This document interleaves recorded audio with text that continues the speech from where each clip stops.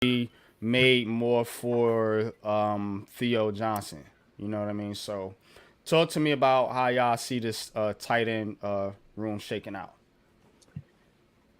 We want to start with Man-Cave. Cave, you down there? I'm sorry, I Yeah, got you covered up down there for yeah, everybody. yeah. I see Daniel Bellinger, man. Daniel Bellinger be number one, and Theo Johnson will be in there too. Those two will be the top two, and then Cage will be in there too.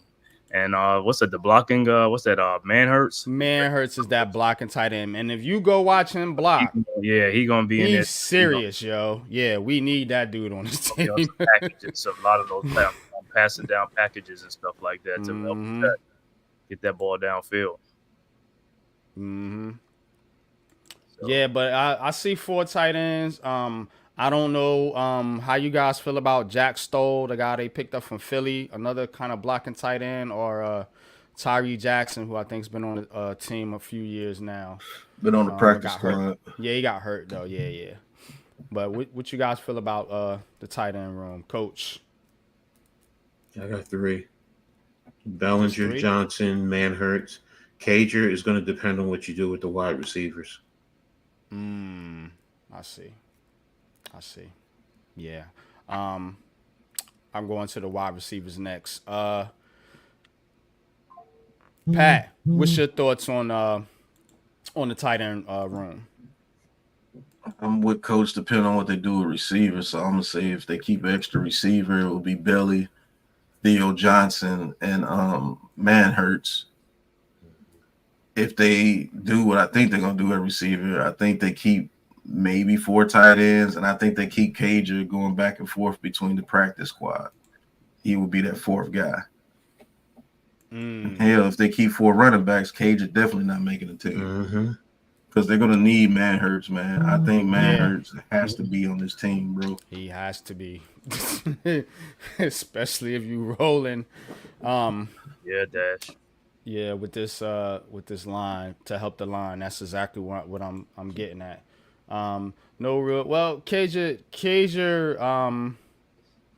Yeah, I don't know. He just seems to stick around. I don't know, man. He's And he, then he's like the Isaiah Simmons of the offense.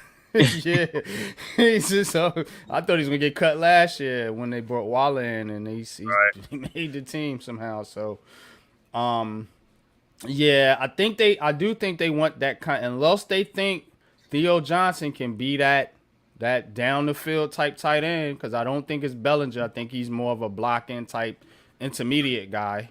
Um, so unless they think that can be Theo Johnson, I think they might keep Cager around. And Brian Dable did mention how much Cager improved, so they really like Cager. I'm just saying, you know what I mean. Don't shoot the messenger. I'm not his biggest fan, but You you know know, what I mean. he's worked with Cager since he was young. So Brian Dable, Yeah, yeah, yeah. That's what I'm saying. He has faith in Cager, but all right. Here's well, not the biggest one, but here's one of the biggest ones. Wide receiver, and I got seven right now.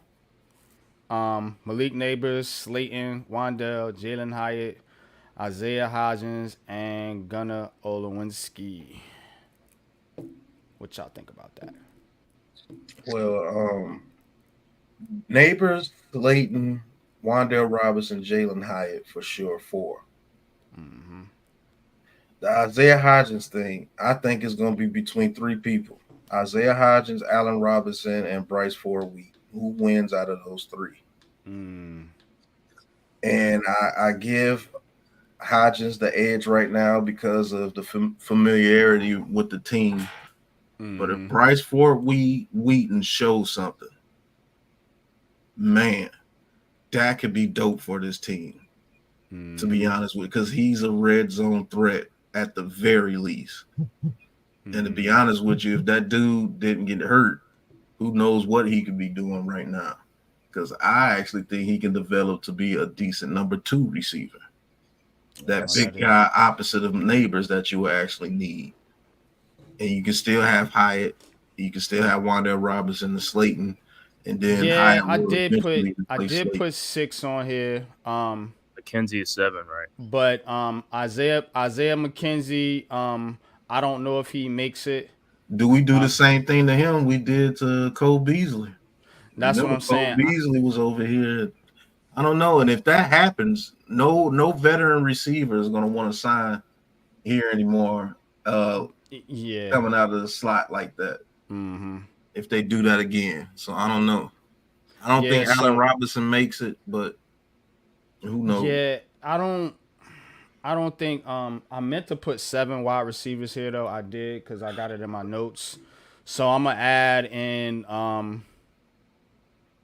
actually add in Allen Robinson. For some reason I don't think Bryce Ford Wheaton makes it. I don't think Miles Boykin makes it. Isaiah Hodgins, maybe. Nah, you know what? I'm gonna put McKenzie in there because of the special teams reasons. Right. And I do think they want to, and McKenzie does give you flexibility in case something happens to Wan'Dale Robinson. And then if you bring McKenzie, I'm getting rid of Gunner. Right. Because Isaiah McKenzie does everything Gunner does on special teams, and Gunner can't do half the shit Isaiah McKenzie can do on the field. Right. Mm-hmm. And plus they changed the kickoff rule the way they do. But I'm thinking they keeping 7. So it's either gonna be Gunner or Allen Robinson to me, between those two. I don't think Fort Wheaton or any of these undrafted free agents make it. It's too much depth at the wide receiver room. So if I had to pick now, I'm putting Isaiah McKenzie in there. So y'all can just add that into the graphic. I'm gonna have McKenzie. I'm gonna have Allen Robinson out and Fort Wheaton possibly going to the practice squad. What about the dude from Wyoming? John Giles, I think that's his name. No, it's Asante. Asante. I heard he's been making some noise, man. Right. I heard that dude's been making some noise. I will say the Giants do have this type of track record of getting these receivers to kind of come out of nowhere. So I don't know, man. I don't know. Maybe you have a Victor Cruz on your hands, but then again, we always get hyped up about some of these guys too. Remember that dude? Y'all know who I'm talking about, man. Another preseason Hogan, as Pat calls him. Big tall guy, man. Everybody was so Seals? Not Sills. This was a while back. He used to always do good in the printing. Dude never did it. Ramses Barden. Ramses Barden. Oh my God, Ramses. Yeah. Yep.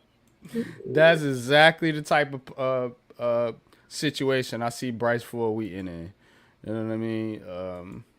Bryce Ford Wheaton he's like Collins, man. Them injuries just keep taking their tolls. Yeah, you got a UDFA coming off an injury. I don't know, man. That's gonna be tough for the kid. You know what I'm saying? Hey, I ain't counting him out though. You know what I'm saying? But it's gonna be tough. Excuse me. It's gonna be tough. Yeah. So, all right, that's that. So let's get to the elephant room, literally. Oh, nice music. Nice little. Who did that, Coach? Yeah, I don't know if he did it on purpose, but it kind of worked That's just a notification on my phone. That's all. Oh, okay. It was neat. I'm gonna have to get that. I'm gonna have to get that. You ain't asked me about the wide receivers. Oh, I didn't. I'm sorry. My fault, bro. Okay, you gonna keep physical show. Yeah,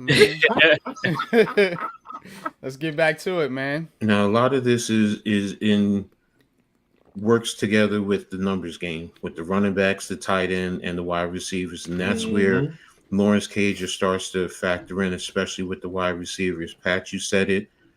For the first 4, we all agree: Neighbors, Slayton, Robinson, and Hyatt. All right. Now, Slayton, unless they trade him, and that changes a lot of things right there. But Pat, you said it best in terms of Hodgins, Robinson, and Ford Wheaton. I agree. They're battling for a spot. The McKenzie and Gunner situation, to me, they're pretty much the same, except, like you said, McKenzie gives you flexibility also on the field. So now the question is, if you're going to use him as a backup to Wan'Dale, then that might open up the door for Gunner, because if he's there, then, do you also continue to use him on the back end to return? So how do they look at it in that regard? So that's where Gunner. But if you're going to be choose between the two, then it's going to be McKenzie. McKenzie is going to be you playing the return. So again, it's how many receivers are you going with? Right now, I'm really looking at 6. I'm really looking at 6 with Gunner being that extra one in case they want to use him on the specials. Then you use McKenzie a little bit more. What they have listed as their first 6 is kind of how I'm looking at it, except for the Hodgins, Robinson, and Ford Wheaton. And then Gunner will probably be that wild card. Okay, and again, Cage also comes into the equation because of his flexibility at tight end, but he's also a big body, decent route runner. So if you do go that route, then you know what, that might say, well, then again, you might not want to go with Hodgins, Robinson, and Ford Wheaton because you have Cager. So me right now, I'm going. If I'm going to pick the 6, it's the top the first and the second units on the depth chart right now. What y'all think about what Dash says here? It says if Tracy can return kicks or punts, Gunner and McKenzie might not make it.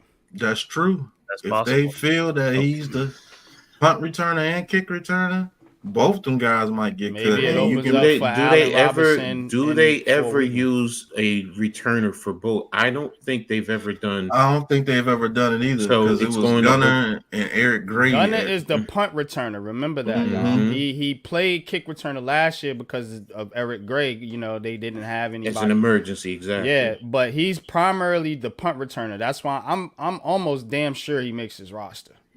You know what I'm saying? As the punt returner, the kick returner is where it gets sticky. You can put McKenzie in there. You can put Tracy, whoever. Whatever extra. Does Asante or Giles, do they have that capability also? Asante does. Mm-hmm. So though that's why it's training camp is going to be a big key, especially on special teams, and that's where these numbers. And then, like I said about the tight end Cager, because if Cager shows that he can be reliable, and like you said, can he play a little bit of that Waller route type of role, inside outside, on occasion in line at the tight end with his hand in the dirt, that might give you reason to go with less wide receivers because you're going with 4 tight ends at that point in time. So that's true. Let me say this too, Coach.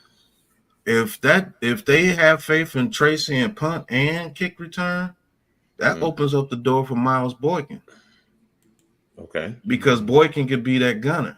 You see what I'm saying? Mm-hmm. And if you let go of Gunner and Isaiah McKenzie, I do believe Miles Boykin makes this team because he's a damn good gunner.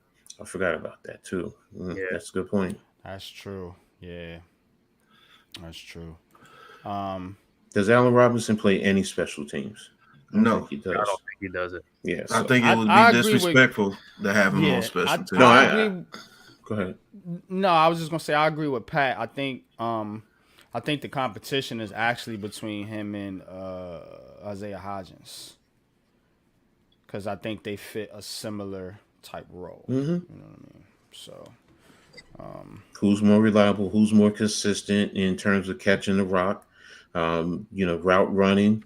So and then I'll always go back and shout out to Dash. He's always talked about this. Follow the money.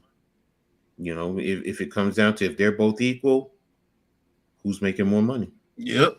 That's a good question because they did bring in Allen Robinson, I think, on a vet contract. Yeah, vet minimum. But Hodgins is on his. He's basically on a vet minimum vet too. contract too. So yeah, I know. But all right, so we good with the wide receivers. Let's get to the O-line now. Are you writing down the numbers on how many? I am. That's why I got my little notepad here. I don't know if you can see it, but that's why I added in that extra receipt because I said I put 6 names on the screen, but I had 7 written here as wide receivers. So O-line, I got 10, and I know that's a lot, but the injuries, the uncertainty. Yeah, you're gonna have to let Coach go on this one first. Yeah, maybe I'm a little off, but I think and I do think you could, if you decide to take take an O lineman off, maybe that opens up another spot as we talked about with the running back because only got 3 initially, or with the tight end. So I got Thomas, Runyon Jr., John Michael Smith, Jermaine, Lightskin Jermaine, Evan Neal, Aaron Stinney, Austin Scottman, Matt Nelson, Josh Azudu, and McKeith. And McKeithen is the one that I would leave off if I need to cut somebody.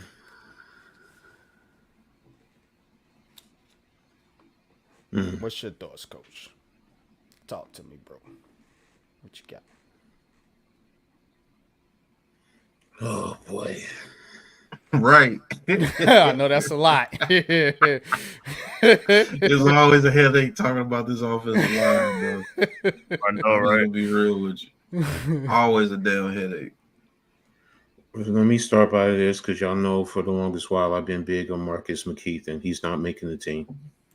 And that's big. That's big for me to say that he's not making the team. Yeah. Practice squad maybe, but the roster, no. I don't think he makes it. You're starting 5: Joshua Zulu, Stinney. I'm comfortable saying they're going to be the first 7. Stoutman maybe. Because you might need another 7, but then that's where it is. What about Kajus? If I'm saying his name right, Yeah, good Yanni. So that back end, that last few, are they going to stay with Mayfield? Because he was here last year, and it's. I mean, I don't really know much about Nelson. I really don't. I've been trying to do a little bit of research. He's the tackle from Detroit. I know he's from Detroit. Are you going to use some spot? I think he started a few games for them. I think last year actually. I'm not comfortable though with Zudo at tackle though. That's the whole thing with me. That's the thing. Is he better at guard? And then you can say, is it Nelson? Is it Kajus? This is tough. Kubas, that's right. That's the kid from North Dakota State. Right. Oh, North Dakota. Is it North Dakota? No, North Dakota State. You right. Oh, yeah. Okay. But I think if anything, he might be a practice squad guy. I just he has to show me. I haven't really seen him in the pros as yet. College is one thing, and you played at the FCS level, so I've really got to see how you can handle yourself in the pros before I say you're going to be on the second depth chart. But the tackle position is the one that is concerning.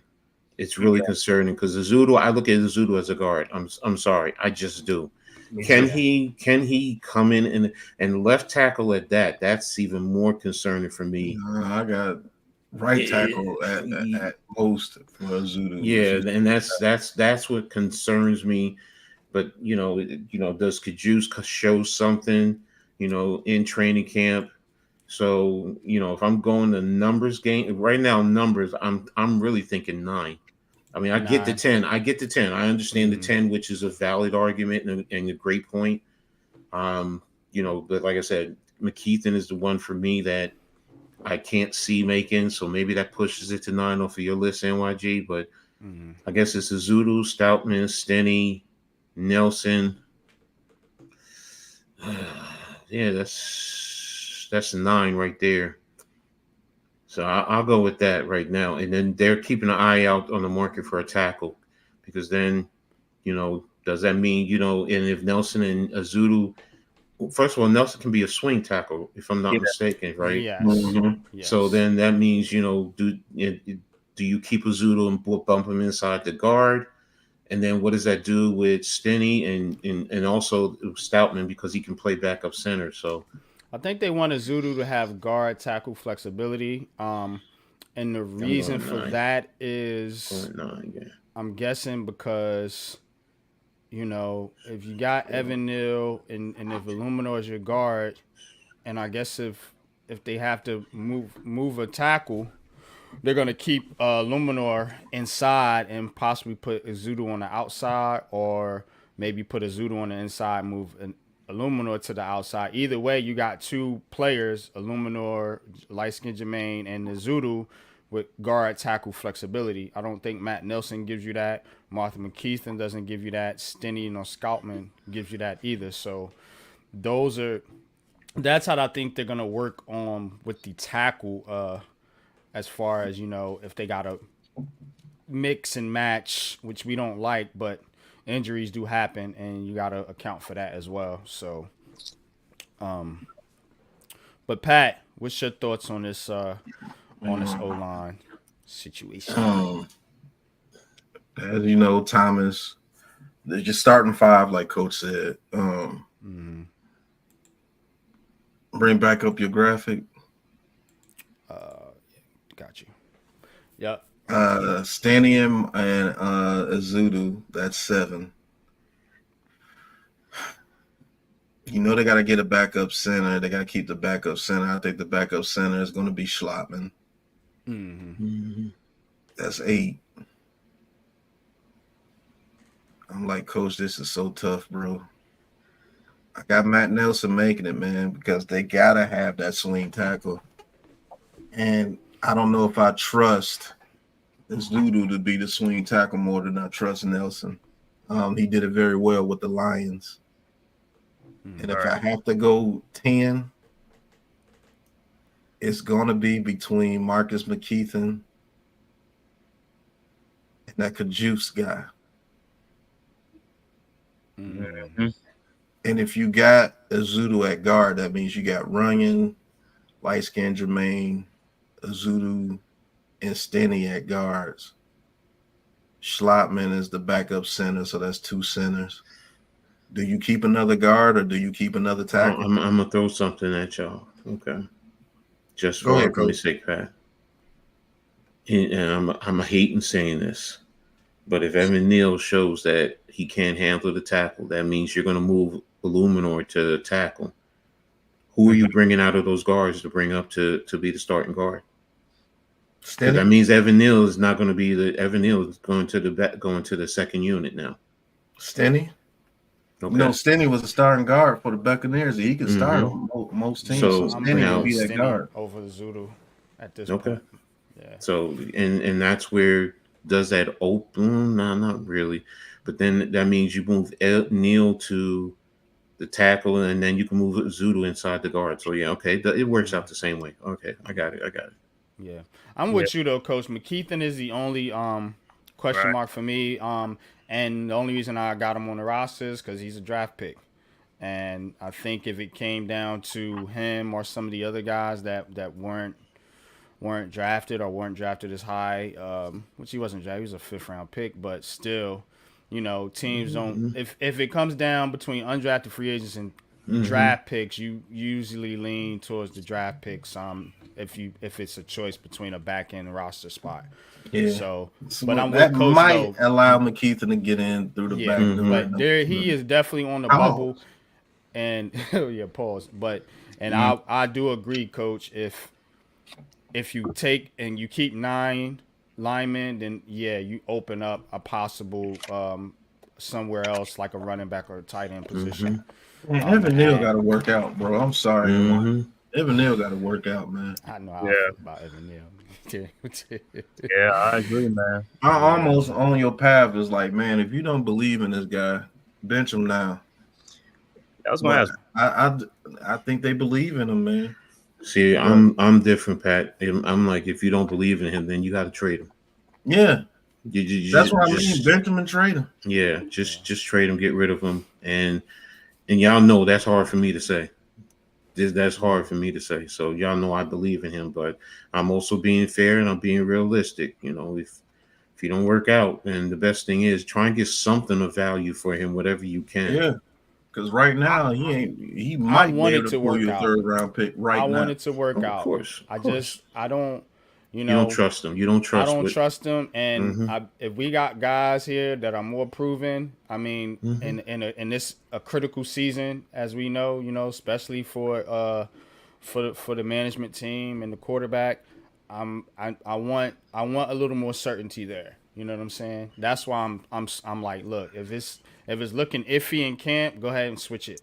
make that move if it's looking iffy. Now, if you a coach, I know you're not going to get all of the information that you need, but you can gather some information in practices and in joint practices and in camp that where you can make a good judgment call on whether Neil is ready to go at tackle or not. Yep. And remember, he's coming off an injury. I have to keep that in mind because coming off an injury, you still working yourself back, so you may Start not out a little really. slow. Yeah, and then you didn't get them reps in OTAs either. So, but Yeah, again, man, the new preseason, it's really screwed up. For me, it screwed up everything, man. Because if you had that fourth preseason game, then you can really see a lot more out of these guys. But now it's like, Mm-hmm. you got to rush people, and I get it. I get where you guys are going. I mean, which sucks for offensive linemen, and it's traditionally. Facts. I'm gonna be honest with you. Offensive linemen really take 3 years just as a rookie coming in, just to get comfortable with the NFL. That's the playbook, the practice routine, the competition, everything. Working out, eating, being a professional. It's not easy. And and injuries have also compounded it for Evan Neal. It's a big factor. It really has. Yeah. It's taken away valuable time for him to be out on the field, and it's shaking his confidence. Because I forgot who I was talking to at Alabama. He was confident because he was probably one of the most dominant players. But you get to the NFL and you get bitch slapped, and it really just no. But seriously, man, that shakes your confidence, and that's not trying to disrespect the man. That's just saying, look, we all as a players. I've been bitch slapped before, man. I mean, it happens, and I mean that in a coaching sense. When you get your confidence shaken, and that's what I mean by that. It takes a lot to fight back just to get your mind right. Because once your mind is in the game, your body is really going to follow a lot more at that young stage as a professional athlete. But once your mind is really shaken, man, it really that's why I say I see talent there. I'm more concerned with his psyche. yeah. And it's like that with Daniel Jones too. It's one of the main Mhm. things that I say about Daniel Jones. I think Daniel Jones is a talented quarterback. I think his problem is up here, is mental. You know what I'm saying? That comes from confidence and getting hit. Shakedown. What's going on, Shakedown? That definitely affects you. Yeah, shout out to Shakedown. Shout out to Mark Stewart. Appreciate you tapping in. Appreciate y'all tapping in. Cave. I know you down there. Didn't get the Cave yet. Real quick, Iman Perry makes a good statement too. He says you can't fire OG Bobby Johnson and then just trade Neil. Got to give him time. I'm with that too. Iman, everybody knows I have been the biggest supporter of Evan Neal. What I'm saying is, in the end you're going to just move him and downgrade him, or in a sense, you're really giving up on him. If you don't believe him, because the statement was they don't believe in him. So if you don't believe in him, that's why I say trade him. I agree with you. You don't fire Bobby Johnson, but Bobby Johnson, it wasn't just about Evan Neal. It was about the whole offensive line with Bobby Johnson. So, he gets more blame for Evan Neal, but it's other guys on that offensive line that didn't Gotta play see well. John Michael Smith too. A lot of people talk about Evan Neal. And I got killed last year for saying that I didn't think John Michael Smith played last. Oh, he's a rookie and da da da. I know. I'm saying the man didn't play well. He played okay. You know what I'm saying? So he has to get better. Neil has to get better. That's the thing. Those are two critical. Well, all the positions are critical, but the center coach Center, calling one out of the to most critical on the protections. team. Yeah, you got to get better. You know what I'm saying? If your center is trash, your line can be trash. Your center is number right one, tackle. calls your blocking assignments more than anything. The quarterback can call out blocking assignments, but a lot of times, most teams, especially if you have a good center, he's going to kill. He's going to kill what a quarterback says, unless the quarterback sees something that coming off the edge that he can't see. Then, but that's the quarterback's responsibility to communicate that to the center. We got a long hot to the left. We got a long hot. Then the center might say, "Okay, adjust. Let's slide that way," and have if we have a back in as a 6, have the backfill on the backside. So it's just little things like. But yeah, to Pat's point. Center is like the brain of the offensive line. He's that brain. Right. Says Neil was the youngest on the line, our second youngest. The whole line is young. Now they brought in a couple veterans, so I do think that's going to help a young line gel, especially a guy like light skinned Jermaine, who's really trying to create that camaraderie with the offensive line. He's real vocal, trying to take that leadership role on the line, and you like to see that, you know what I'm saying, from a veteran. All right, let's get to the defense now. Oh, let me get the O-line. Oh yeah, you got it.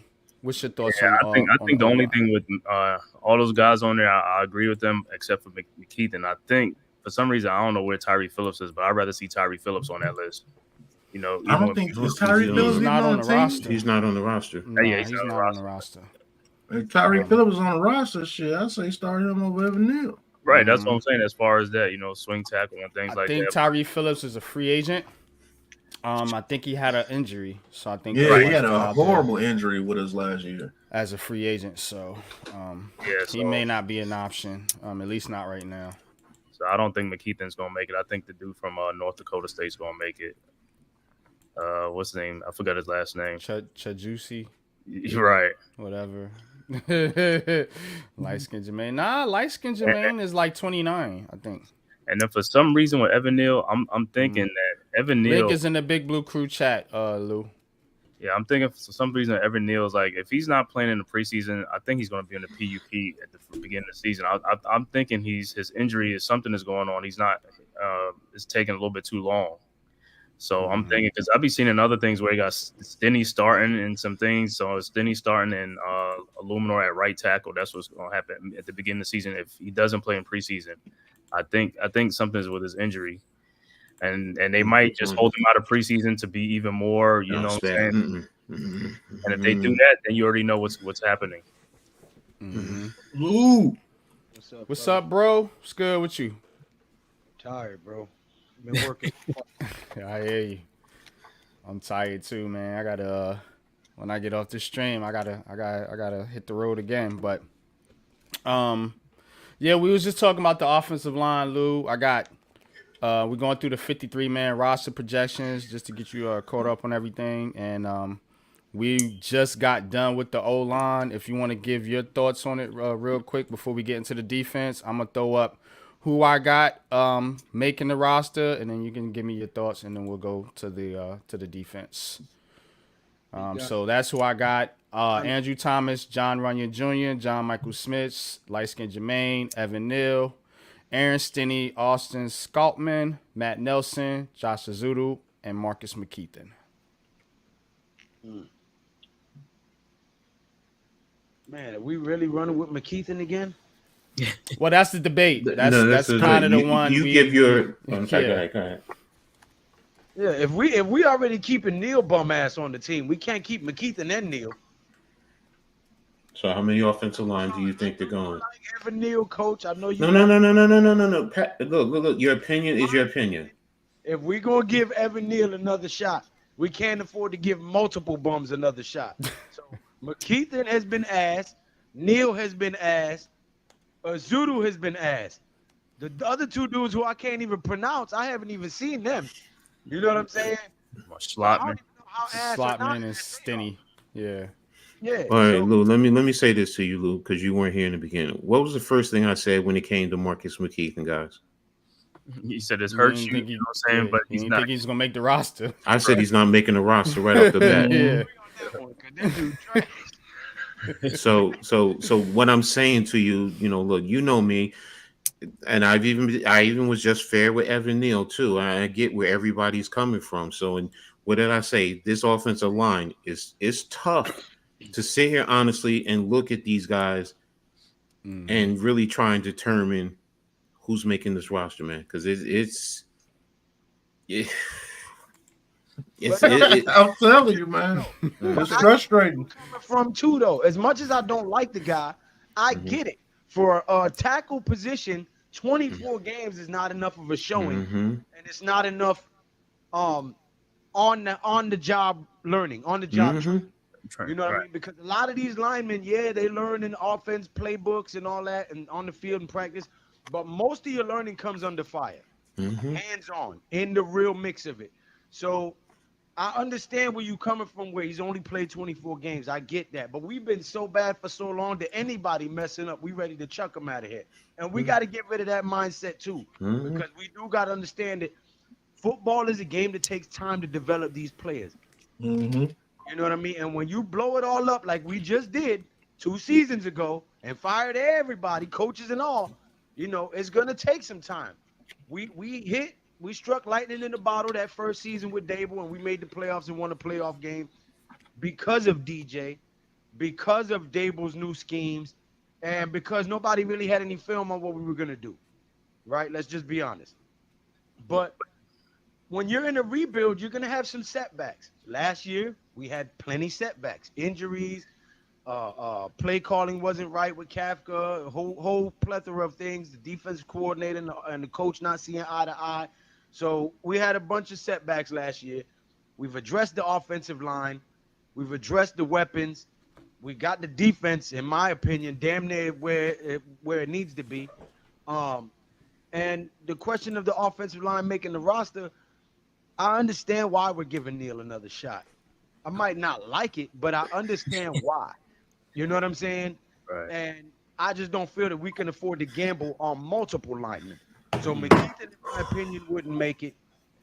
Neil, I understand he's a high draft pick, a lot invested in him. We want to see, before we get rid of him and he goes somewhere else and excels, we want to make sure we check all our boxes, dot all our I's, and cross our T's.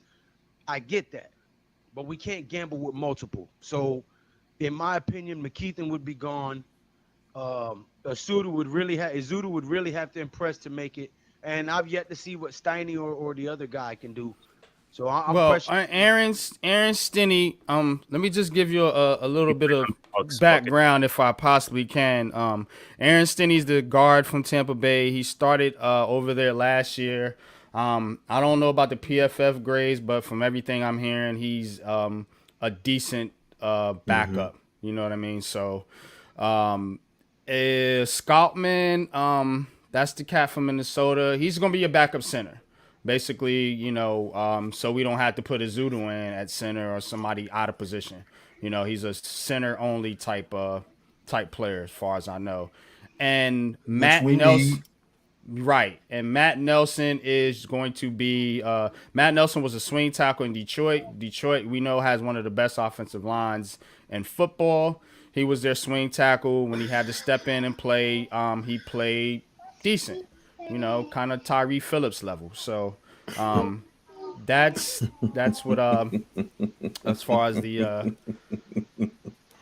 tackles is concerned. But you know what, the offensive line, I think, just like how we had Joe Judge as a coach, and we got rid of him and got a better coach in Brian Dable. So I think people want to see with the offensive line, we got rid of Bobby Johnson. Let's see what Carmen Priscilla could do with these guys, if he could really help them and change them. So that's what some people want to just give that chance and see if he can work it. I just think the patience is slim, especially with this offensive line. Right. But all right, let's get to the defense. Gonna start off with the D line, and I got Dexter Lawrence, Nunez Roches, I should say, Jordan Phillips, DJ Davidson, Jordan Riley, and so five D linemen. What's your thoughts on that? I'm gonna ask you one question. Are we in our base set? That's just base. That is not all the other stuff. Are we an odd or an even front?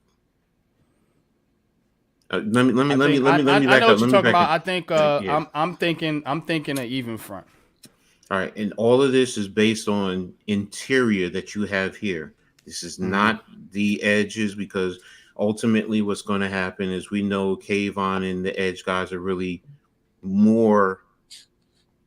They're more defensive ends per se, you know, as opposed to Nacho is a 5 tech defensive end, you know, or you know, if you want to say or a 4 defensive end, as opposed to Brian Burns and Kayvon, who were, you know, a 5 wide out to a wide 9 type of a outside edge type of a person. That's why I'm asking this in terms of the numbers. So, because I'll say interior defensive line and then edge. Well, it's whatever would it Bowen line up with in Tennessee. And that's the thing. I've heard conflicting. I've heard he's odd, but then when you look at it, he was even in Tennessee a lot of times. That's so what I thought. Yeah. So it's like, well, wait a minute. You know, I heard he was odd, but when I looked at him, what he did, he was even. So that's why I'm asking this. So, because if you're going based on the he's numbers, a multiple guy, bro.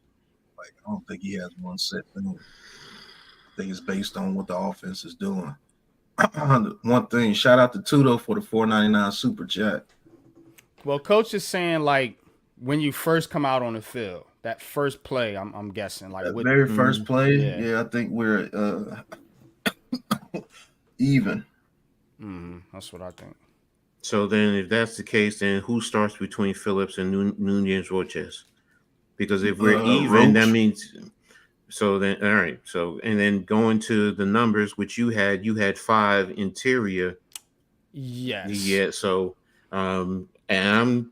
Oh wait a minute. I'll wait till you get that in because I was looking at the. Oh yeah. Oh, you looking at the. Yeah, I was just I'm looking. Just want to get to these couple comments here. I know Tudo sent the super chat. Tudo, what's good with you, bro? Says we appreciate the $4.99 super chat. Says salutes and respects to the BB crew, Big Blue crew, Capos, Lou, Pat, NYG, Ed, all little people, all old people, short people, Big Blue crew fam in the building. Greetings from me and my mates on the plane. Be Salute, safe, Tudo, be safe, man. I know you headed out to Tokyo, man. Definitely, man. Salute to you and your boys, man, and hope y'all get there safe, man, and kick some ass. But go ahead, coach. You got it. Yeah, no, I'm just because I think we're going to be fine because the last one really to me comes down to Anderson because the guys who are on the back end, you know, but then again, what do we do on the edges? So it's like. Yeah, I'll go with you. The same ones as you have too. The same 5. Okay. Cave, I'll let you go ahead and get in there. What's your thoughts on the D line? Yeah, I don't have no problem with that. Dexter Lawrence, Nunez, Roches, Jordan Phillips, J.D. Davison. That's if he could stay healthy. You know what I'm saying? DJ Davison. DJ Davison, yeah. But yeah, I like that, man. I agree. Lou, you there? You might have stepped away. Pat. Yo, I gotta go Big Dex, Jordan Riley. I'm putting in Ryder Anderson too.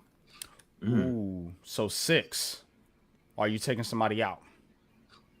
No, I'm saying they keep 6. Just keep 6. You got to put Ryder Anderson on here because I think he's that guy that could get that pressure when you need pressure from the defensive tackle position. True. And he can play that defensive end in the 3-4. I think the 3 people they have in there would be Dex, Ryder Anderson, sometimes Riley Jordan or Roche. Man, this one's almost as tough as the offensive line. And that's because Elijah Chapman can come in and show some shit too.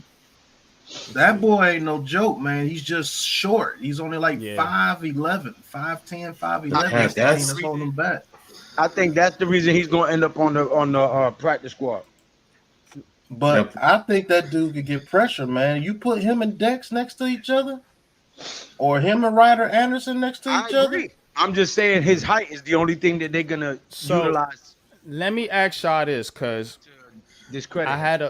I had a thought in mind when I did this roster projection, and Coach kind of alluded to it a little bit ago. how many the edge position. Maybe you're gonna move one of these guys down to be a D lineman, and I got one particular player in mind. Boogie Basham. Right. He's gonna definitely take Boogie Basham I spot. don't think he makes the team, man. I'm gonna be I honest. know Yeah, you I don't was like just- him, I but don't either. but A, the Giants like him, and B, they actually traded a pick for him.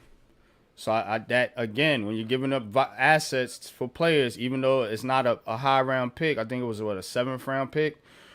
It's still you like they did with Isaiah Simmons, bringing in Simmons back because they traded for him. You're giving up assets for a player. You know, you don't want to just let him go or walk. You know, you want to see what you can do.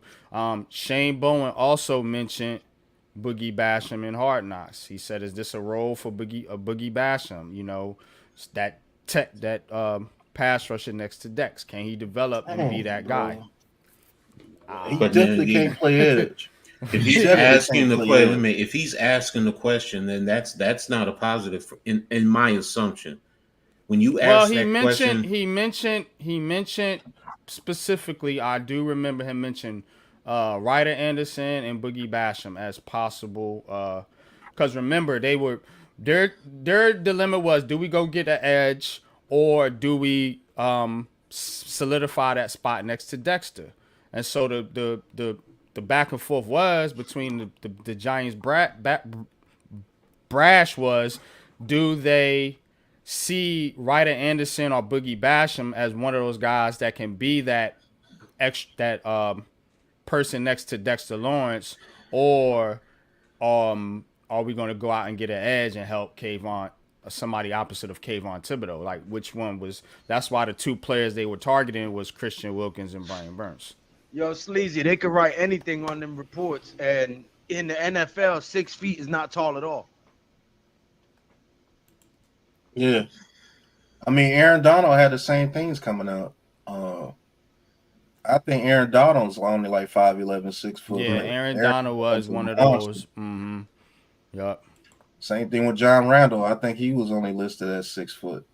Marcus Golden wasn't tall neither. see, wait a minute, going back to Pat's point too about the 6 interior, because that's basing it off of a 3 front. Hey, that's what I'm talking about.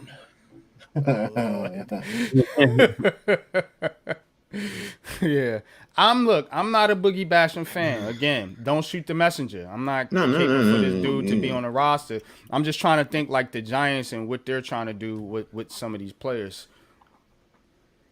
Boogie Basham. I don't agree with you that Hyatt is a number 1 wide receiver as opposed to Neighbors, but I agree with that back shot, though. Hey,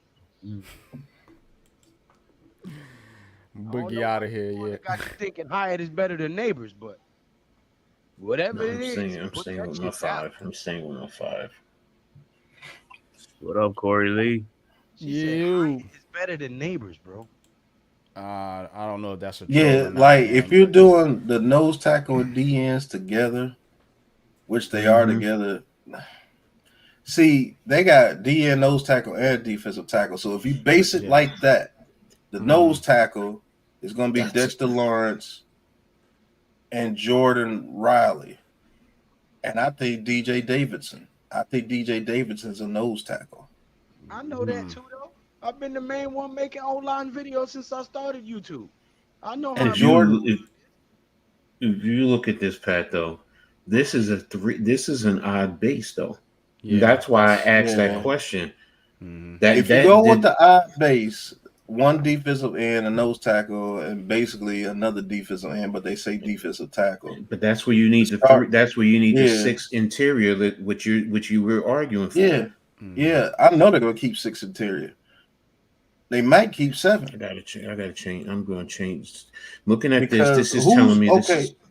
is Okay, Coach. Who's your starting 3? Dex at the nose tackle for sure. My starting 3. People might not like this, but my starting 3 is Dexter Lawrence, Ryder Anderson. You should be ashamed of yourself. Huh? No, just venting. Stupid Well, ass politicians saying stupid stuff after stupid stuff happens. Nah, man, I don't get Oh on that man, politics I'm done with politics.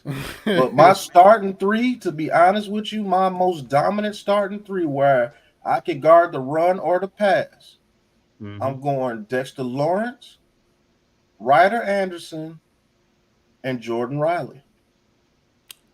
Mm. I want Jordan Riley to beat out not New Year's Roches. I think he's a better player than Nochez.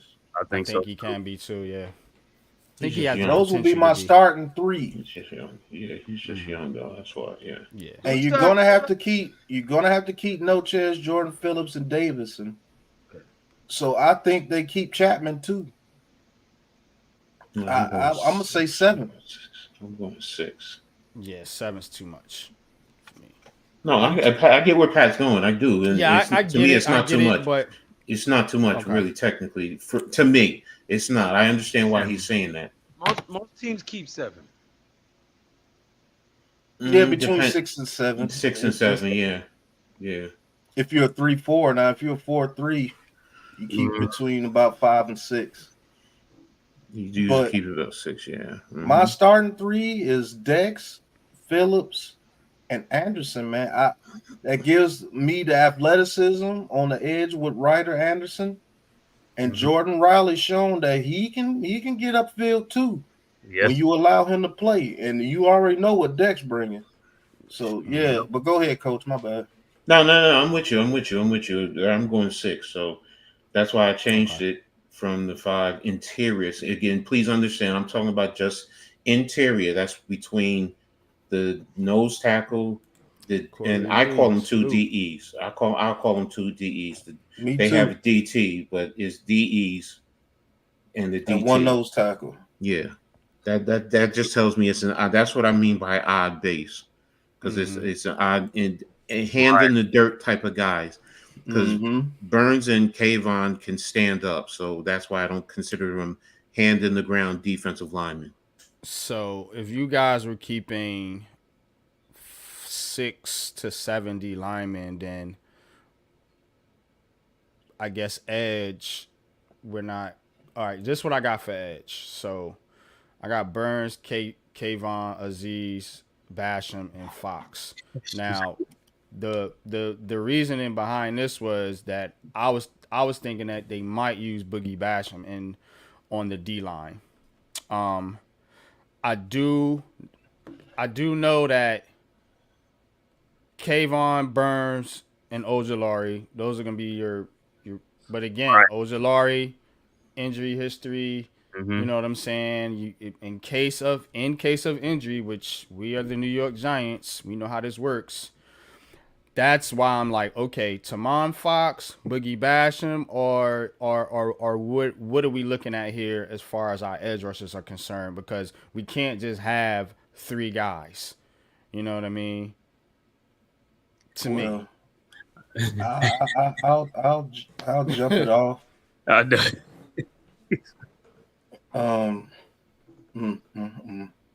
It's just tough. Hey, can you take that down real quick? Yeah.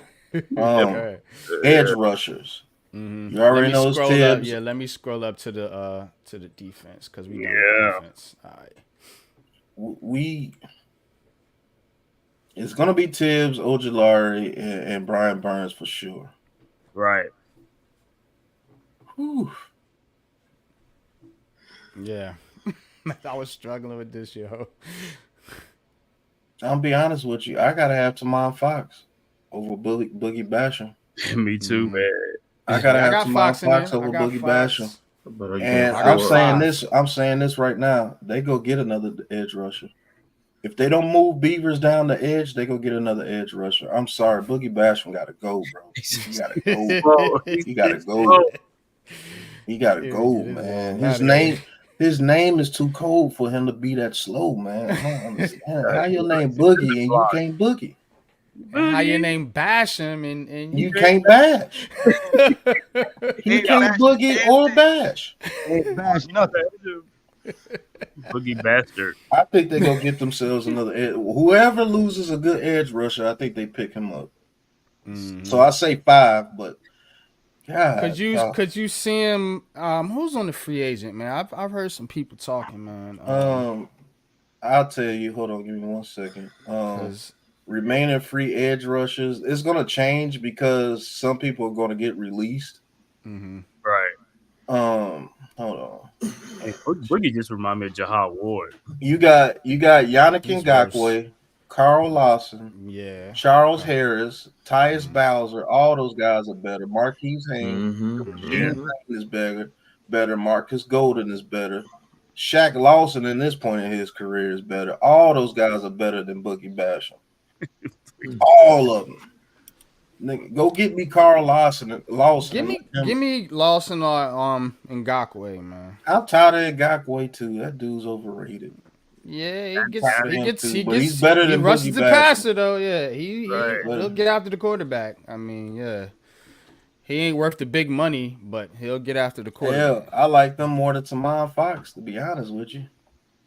Yeah, Tamon Fox Our edge rushers behind the top three are absolutely question marks, to say the least. I don't know how you guys feel, but that's just how I feel. I think they pick up somebody, maybe two. I'm with you, bro. That's why I was like, I couldn't justify putting 3 edge rushers. Like we don't have the depth. Like, so I had to add at least somebody. Man, I gotta hit another black on this one. That's crazy. I wish we'd have re-signed JPP when he was available a few years ago, just to teach some of these young guys. Man, JPP right now. I mean, man. I don't want Jahad Ward back. Yeah, he's a. Jahad Ward can go to. No, he's like, you're taking over Boogie Basham. Over him, yeah. Yeah, I actually would take him over Boogie Basham. They're pretty. He ain't great. Neither one. At least he's a veteran and knows shit. This nigga Boogie Basham plays like Jahad Ward. He only 26 or 25. He's in the Lorenzo Carter and Martin and. I take Lorenzo Carter over him. O'Shane Zimenez. All them dudes is trash. O'Shane. Jungle Boogie. Man, that dude right there pisses me off, bro. Boogie Basham. when he's in the game, they just run slant. They just run what's that running back screens on his side? He gone. Yeah. Gone. Yeah. He's slow though. Pass right. That dude is slow, boy. He get off the line like a goddamn. Like I've seen Vince Wilfork move faster than him. You got like cinder block feet. You got to run the cinder block. It's like he's fuck. Like he's stuck in sand. Right. Somebody in Kent. That's the problem. We ain't got nobody in Kent. We ain't really got nobody. Where's Quincy Roche? You know what I'm saying? Yeah. Last time I seen Quincy Roche, he was on the Pittsburgh practice got squad. rid of him. Yep, Quincy Roche. Yeah, man. Give me Marcus. Hey, listen. Give me Marcus Golden. He's gonna give you some edge rush. Yeah, Marcus Golden gonna give you some edge rush, bro. Mm-hmm. I promise you that. Now, I think he's like 34, but still, this is a backup role. You need those type dudes to come in that gives you that wild man energy when he comes off the bench to try to get to somebody. Hey, Pat, what's Boogie Basham 40? Can he run the can Dave run the 40 faster than Boogie Basham? No, but if you put Brian Dable on a 20, they'll finish around the same time. I want to see what his 40-yard dash time was. Rich Eisen can run the 40 faster than Boogie Basham. I'll say this: I won't be too far behind him. Boogie but Basham. go ahead, Coach. Look like he's thinking of something. So go ahead, Coach. Boogie's ass. Fuck that. TV. So wasn't he a second-round pick? He was a second-round pick, I think. I don't know. He was a high pick. He was a second-round pick with Buffalo. He on his. Let's be honest. He on his roster because of Buffalo. I know. What did we miss? That's it. He on his roster because of Buffalo. Of course. But yeah, go ahead, Coach. You got it.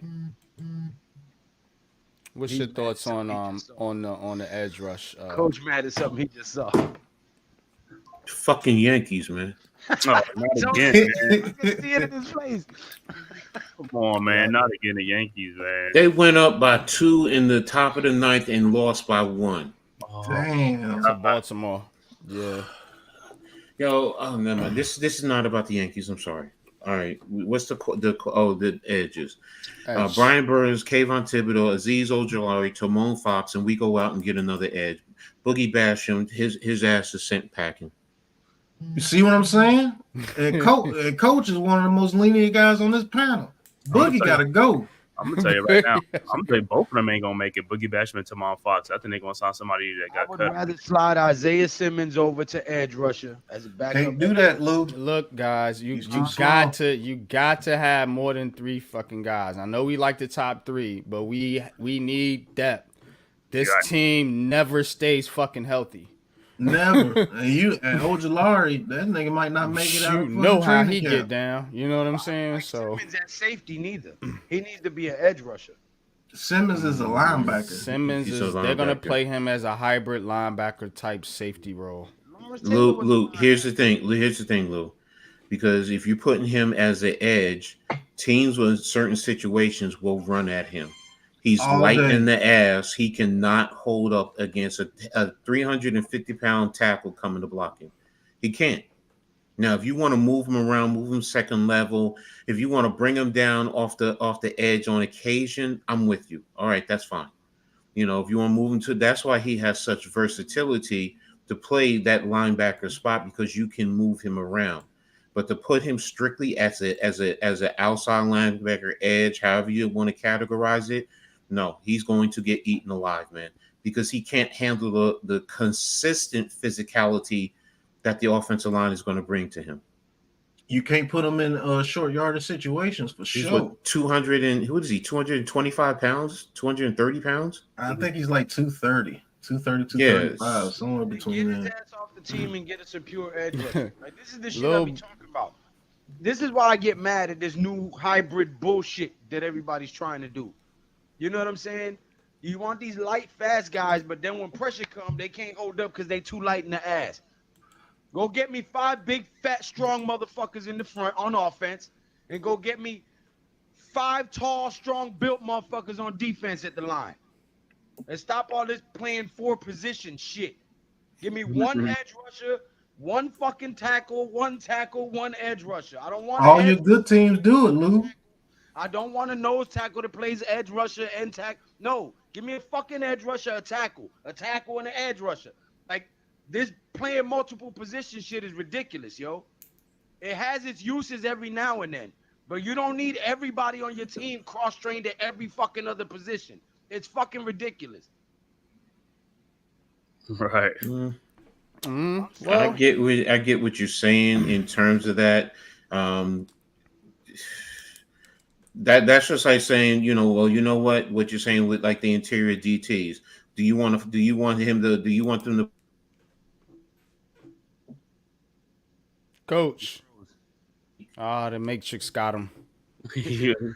oh Yeah, so you back. All right. no, I mean I get where Lou is saying in terms of, then it froze. do you want them to play your interior tackles? Do you want one to play, because you said DT as opposed to NT, and NT can also switch out to play DT on occasion too. He can go from a 0 tech to a 3 tech. But that's versatility. That's what I mean by. That's what I'm saying. That it has its uses and practices in where it's common, but all of this trying to train everybody everywhere is getting overboard. Well, I don't. Well, all right. I mean, I don't look to everyone, because we were just talking about Simmons and. No, I know, but look, we got Evan Neal trying to play right tackle. Why? Because he played tackle a few snaps over here. He played right tackle a few snaps over here. Oh, and he played interior over here. Fuck that shit. Play one fucking position for Well, 4 he years is playing. in college. Bring your ass to the NFL Oh. and spend 12 years at that fucking position. Like, That's this not shit is reality. ridiculous. That's all right, Lou. Now you're going into the debate. Here's the thing now, because you're now going into the debate of college, because the NFL is now converting to the spread offense. That's really what you're doing. And college has gone to that. It's gone away from the tradition. Like we grew up in the pro set, the I set, the off I. Yes, you're right. But and that goes into the debate where the quarterback is the almighty position as opposed to football being a team concept. And teams want to have four, and kids want to now play wide receiver because now you have 4 wide receivers, and that starts in youth football, bro. Now you're going into a debate in terms of football because what you're saying is what we grew up on in football. I'm sorry, that's gone. I grew up against the wing T. That's gone. I grew up against the wishbone. That's gone, bro. Yup. That's gone. So yes, you're right in what you're saying is your passion, but the reality of the game, first and foremost, kids, when they look at TV, they want to play quarterback or they want to play wide receiver. And this is youth kids, like your sons. I'm telling you, you get them into football, I guarantee you, 9 out of 10, quarterback or wide receiver. Right now. Case closed. And that's the thing. And then defenses adjust to that. Because based on what you're saying, you want to run a 4-3. Well, if you got 2 fast slot guys, you ain't putting no 250-pound outside linebacker on no slot guys. I'm sorry, Lou. You're not going to do that. And that's the thing. And I get where you're going and I get your passion, but we got to look at the reality of the game. What we want, that's gone. Because what I want is old school smash mouth football, compress the offense, and you know what? Run and 1 second he's on the screen, next second he's gone. That's rules of the game, all this targeting, and I get what you're saying, but if you teach head up, I've taught head up for the longest while. I've taught bite the football, and that's a tackling technique. And you know what? Most guys have come out safe, but you know what? They've gone away from that. They've gone, and because the NFL got sued, that's the thing. The concussion syndrome. Think about that. That's where everything started to change. The NFL, at least it was, if you didn't worry about the concussion suits and they lost, we probably would still have a little bit more smash mouth football. Receivers come across the middle, you smack his fucking ass. You smack his ass. You put your forearm in his fucking neck. That's how I've always coached. Mel Blunt days. Exactly, man. Mel Blunt. You lay him up, you lay him out, and you look down at his face and you see the snot bubbles coming out of his damn nose, and you smile and you step over him and you walk to the huddle. Yo, I just laid that motherfucker out. He got bubbles all out. His eyes are rolling into the back of his head. Yeah, you won't be coming through here no more. Exactly. That's Alligator called arms. the Bang 8. You don't get that no more, bro. Nah, but you play rugby. I'm talking about old school NFL. Now I get it. You disagree, fine. We can agree to disagree. But in old 1980 something football, you got punched in your shit. Neither you hit him back or you fell the fuck over. And we need to get back to that because they pussified the game too fucking much. Yeah, and but see now, if you disagree, but I'm standing 10 toes down on my stance. Yeah, he's just talking about versatility. That's what he's talking about. I will say this: if you're looking at the game as a whole, you do need people. You do need people like Isaiah Simmons, because if we go old school, our pass defense in the middle of the field will get 8 up all game long. That's true. He's still getting 8 up anyway. He ain't that damn good in coverage. Who? Isaiah Simmons is good in that zone coverage because he has the speed, bro. Yeah, for like those third down situations. You remember that pick 6 he got? It's really not even about the pick 6. It's about him. I was just making reminding Lou, like, give him a visual. It's about him being able to guard his zone to where you get minimum yardage after the catch on like 3rd and 8 and 3rd and 9. We stop you because you only get 5 to 6 yards because he's able to tackle because you can't tackle you because you came into his zone. Isaiah Simmons, it's so hard to use him, bro. Because the way they're trying to use him in the league, they're trying to use him as this hybrid safety, all over the field type guy. No, give him his assignment. 3rd and long, I'm blitzing Isaiah Simmons every time, 3rd and long. I'm sending him in there to get after the quarterback, and he's quick enough to notice if he has the awareness, which I think he does, to notice, hey, if you run a screen or a quick screen, he could go out there and help and grab him before the first down is made. But if you're doing a traditional passing set, I'm having him going after the quarterback. Whether I'm blitzing him through the middle on a double gap blitz or just having him rush the passer as an edge rusher on third and longs, I'm having him do that. Yeah, man. It's just hard when it comes to the run game. That's what you're thinking about, Lou. When it comes to the run game, he's not able to be used, and that sucks. So yeah. it really nobody's incorrect. I think Lou is right. I think Tudo is right. I think Coach is right. It's just the way that this league is right now. You have to have people like that, and it sucks to take up a whole roster spot for that bullshit. You see what I'm saying? Because you can have somebody like a Marcus Golden take that position, but you can't use Marcus Golden in passing situations. You just can't. Now Brian Burns and Thibodeau can actually do it a little bit, but Ojulari, if you bring in a Marcus Golden, a Tamon Fox, no, you got to get those guys off the field. That takes away edge. It's complicated, bro. There's no right answer to this in my mind, and I would love to actually speak with Shane Bowen about that. You know what I'm saying? If I had that connect, like how would you use Isaiah Simmons? Because I'll be honest with you, I don't think Isaiah Simmons is way better than well, he actually said Micah McFadden in coverage. He actually dropped a little bit of knowledge about Isaiah Simmons, basically saying that he's gonna use him in that like hybrid type role. And see what I'm saying? Like, don't have him on the field that much. That's all I can say. Don't try to have him on the field every play because you can't do it. He's a rotational piece. But I do want to get to the inside linebacker room here. Then we got cornerback safeties, and we are about 2 hours in now, so let's go ahead and pick up the show. Inside linebacker, Bradley Okereke, Michael McFadden, aforementioned Isaiah Simmons, Carter Coughlin, and drafted rookie Dario Masua. So that's 5. 1, 2, 3, 4, 5 inside linebackers. What are you guys' thoughts on this room? And are we missing anybody? Or would you replace anybody off this? I'm gonna say this real quick. You're absolutely right about those guys at the inside linebacker position. The thing is, man, if Bobby or McFadden goes down, we are in serious trouble. Right. Yeah.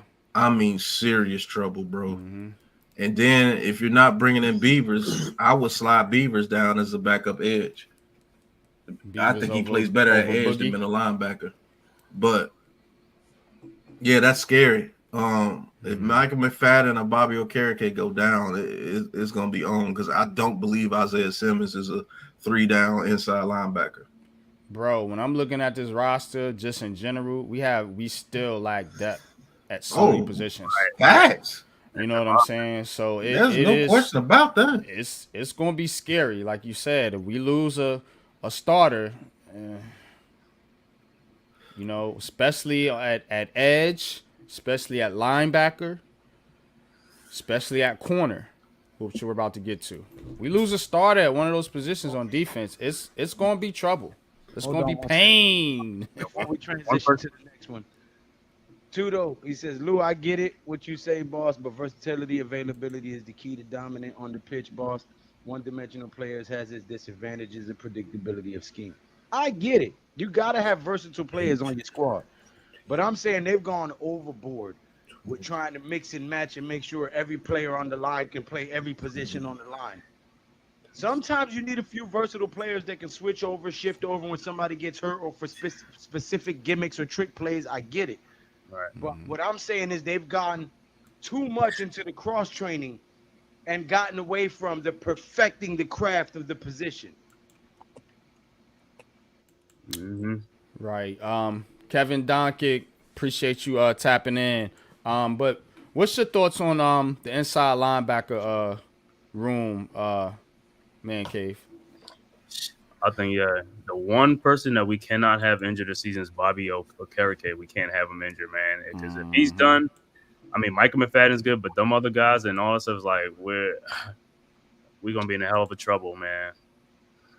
But as far as that, I think Carter Coughlin, I think Beavers will make that over Carter Coughlin. For some reason, I don't think Carter Coughlin gonna make it, man. Well, we got to breakout year to stay on this roster because he's been injured the whole Yeah, 2 seasons. I know. we got to think about special teams too. You know what I'm saying? So you got guys like Carter Coughlin. Gives you value on the special teams. You know, he's another player that's been around for a while. So you gotta take that. Possibly the rookie Darius Masao probably get some run on special teams as well. So we gotta keep that. Look, special teams is gonna be a big part this year, especially with the rule changes, because teams are gonna be adjusting. And trying to figure this new rule out. You know, you probably going to see some big plays. You're probably going to see some mistakes by other teams as they start to figure this thing out. So I think the Giants, you know, would be wise to construct their roster in a sense to where they can get the most out of their special teams as well, and not, you know, just be looking at the top of the roster. This is why I love doing roster projections, man, because it gives you a view of everything. Because the casual fan, they're just going to look at the starters or the stars or whatever. Right. Now, you got to break this whole thing all the way down and think about defense, offense, special teams. Like Coach said, if you add a player in one position, you're going to be taken from another position. You got to think about all that. You know, so the thing I'm thinking about is the depth on this team, man, because my goodness. Here's my thing. Bobby O goes down, it's over. Here's my thing in terms of the linebackers. If I also take into consideration what Pat said about Beavers, first of all, I think we're going 6 linebackers, interior linebackers. Okay, that's the first thing. But if I take into consideration what Pat is saying, it wouldn't surprise me if all 8 of those guys make the roster, because you also have to think about special teams. Johnson can play special teams. So, you know, and the line, what most people don't realize, your linebackers are big guys on special teams. That's your kickoff coverage. That's your punt coverage.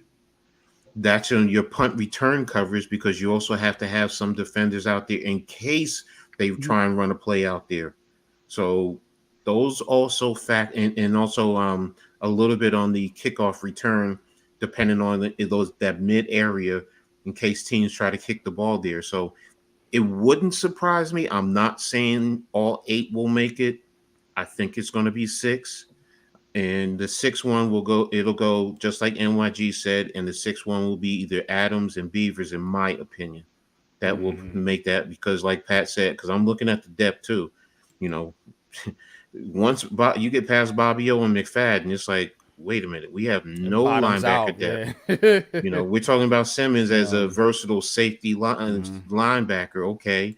Yeah. You know, but you can't really count on him every down, especially if McFadden goes down. So it's like, you know, and you got a rookie, Masai. I mean, when he played at UCLA, he was decent. I mean, he's not the greatest. UCLA had the top defense in all of college, so he was flying to the ball. So he has a certain level that he can contribute, but to me, he was more of a special teams. No. I thought that at first too, but he's not. So, you know, but again, it wouldn't surprise me if all 8 made the roster. It really wouldn't, because especially when you consider special teams. But I'm going 6 of the interior linebackers.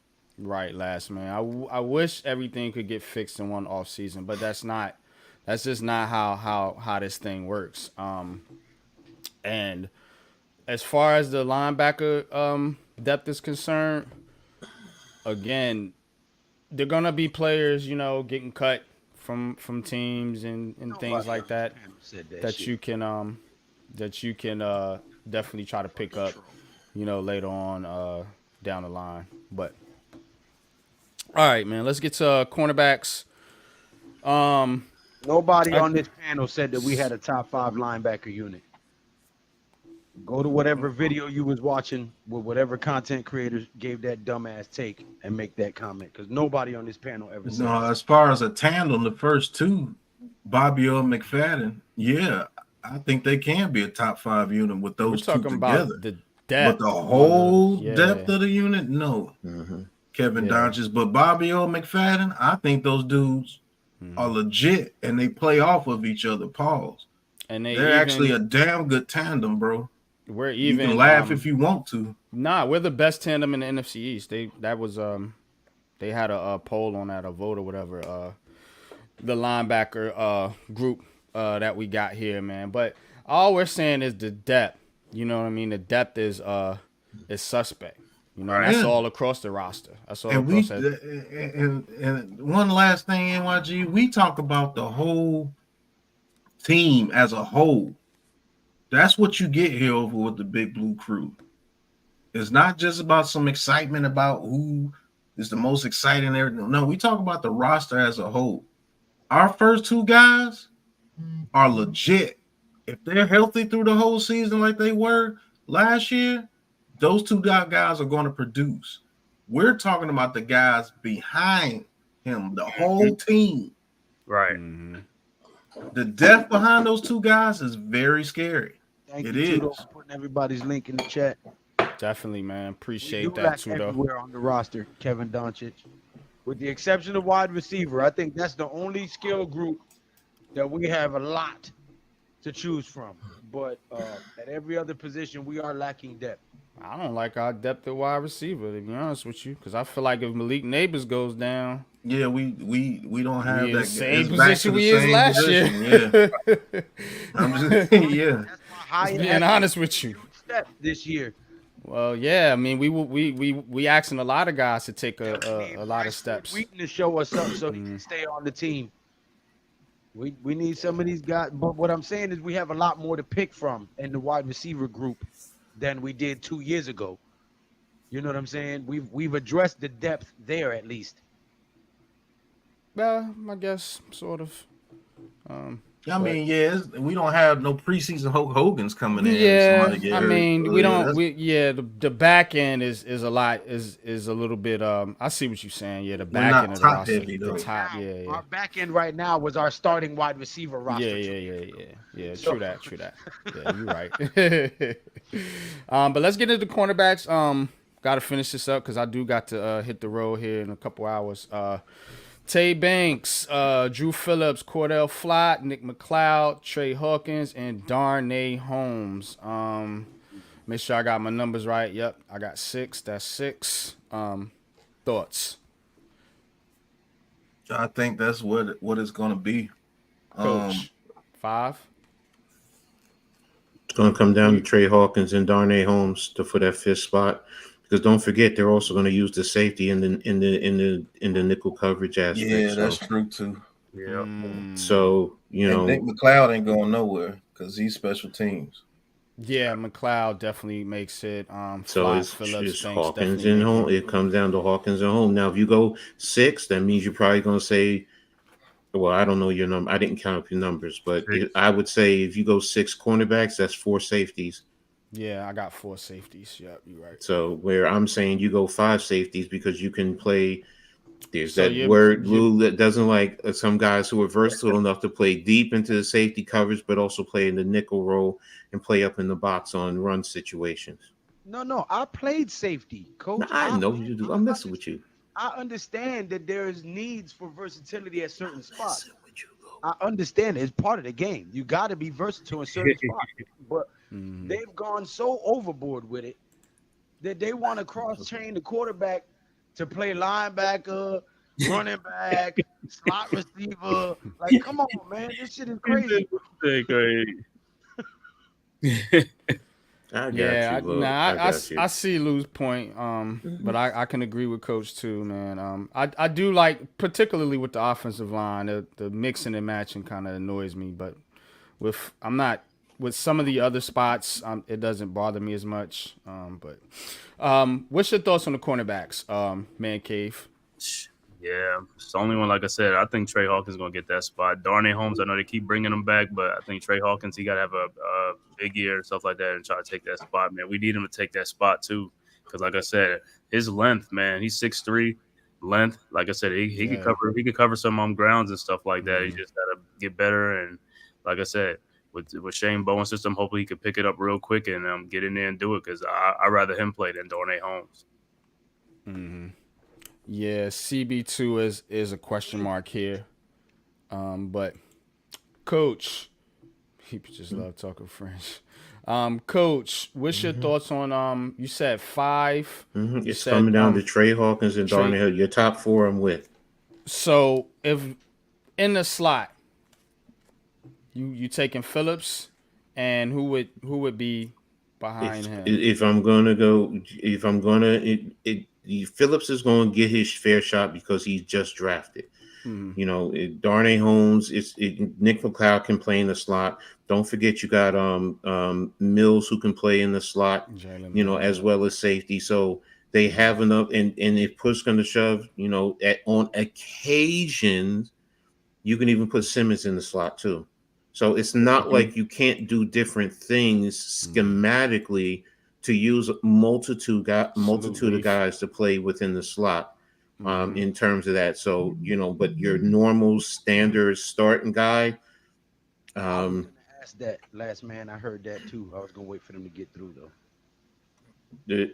Right now, if I'm going to start as a starter in the nickel slot, it's either Phillips or it's McLeod, in my opinion. Did y'all hear about the rumor of them thinking about re-signing Adoree'? Yeah, I read an article about that earlier today. We're gonna get him on a cheap. Yeah, vet minimum, they said. Yeah. Again, I said it earlier in the show. At least you know the upside and the downside of what you're getting with him. I would, in this situation, I don't know, man. I'm gonna play a lot more zone too. It's not a lot of man to man, so Adoree's good in zone. I get it, Coach. With Adoree', it's not his skill set. It's just like sometimes I feel like he checks out. His effort level, right? Yeah, I don't like that shit, yo. You know what I'm saying? So I rather have somebody here that's going to at least play, consistently, and not check out when you losing or when they get frustrated or whatever. And I've seen that too many times from Adoree' Jackson.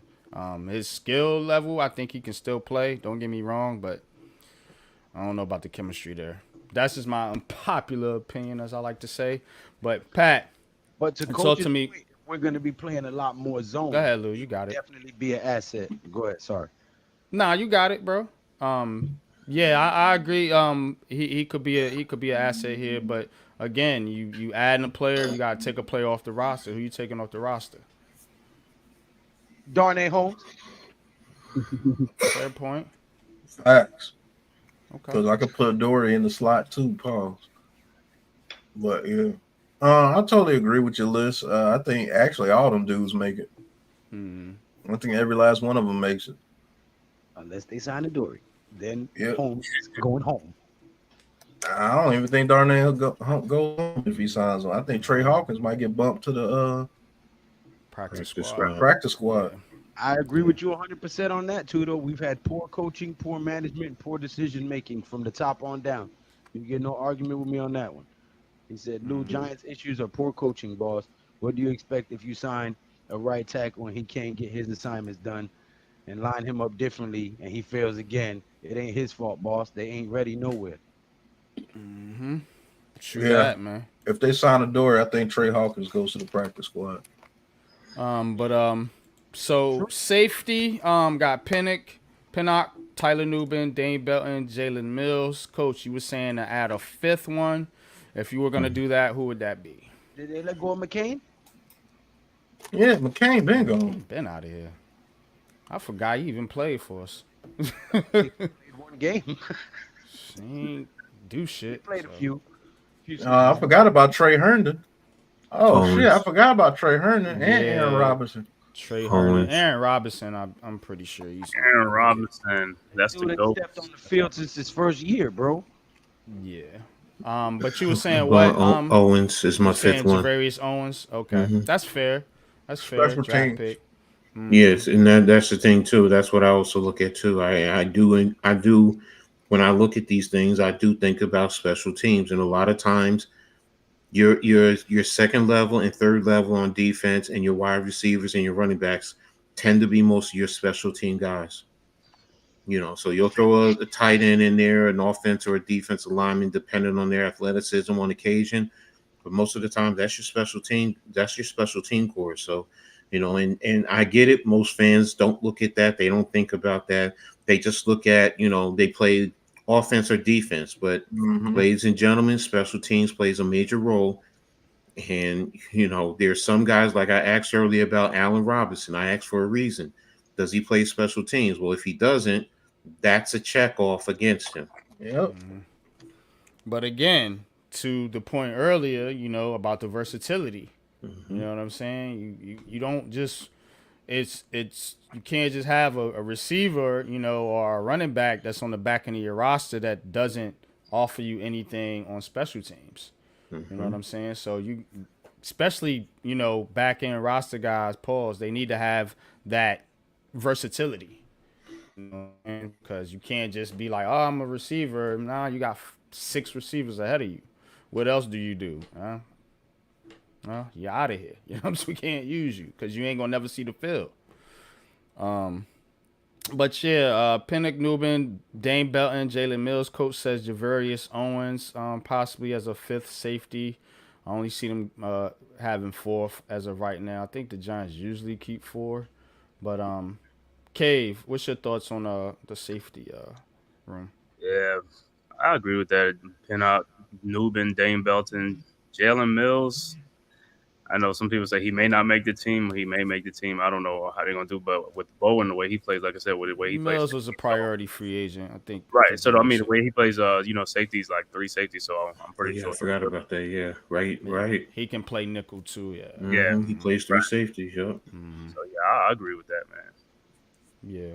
Pat, what's your thoughts? Wait a minute, or not unless they sign Justin Simmons, but I don't know if that's going to be possible. You know what I'm saying? Yeah, well, I mean, if they bring Simmons in here, then I mean that probably no use for Mills. Mills is out of here. Yeah, because they're not gonna cut the top 3. So you think that Jalen Mills makes it over Javarius Owens? I think Javarius. I think it's 5. I think Javarius.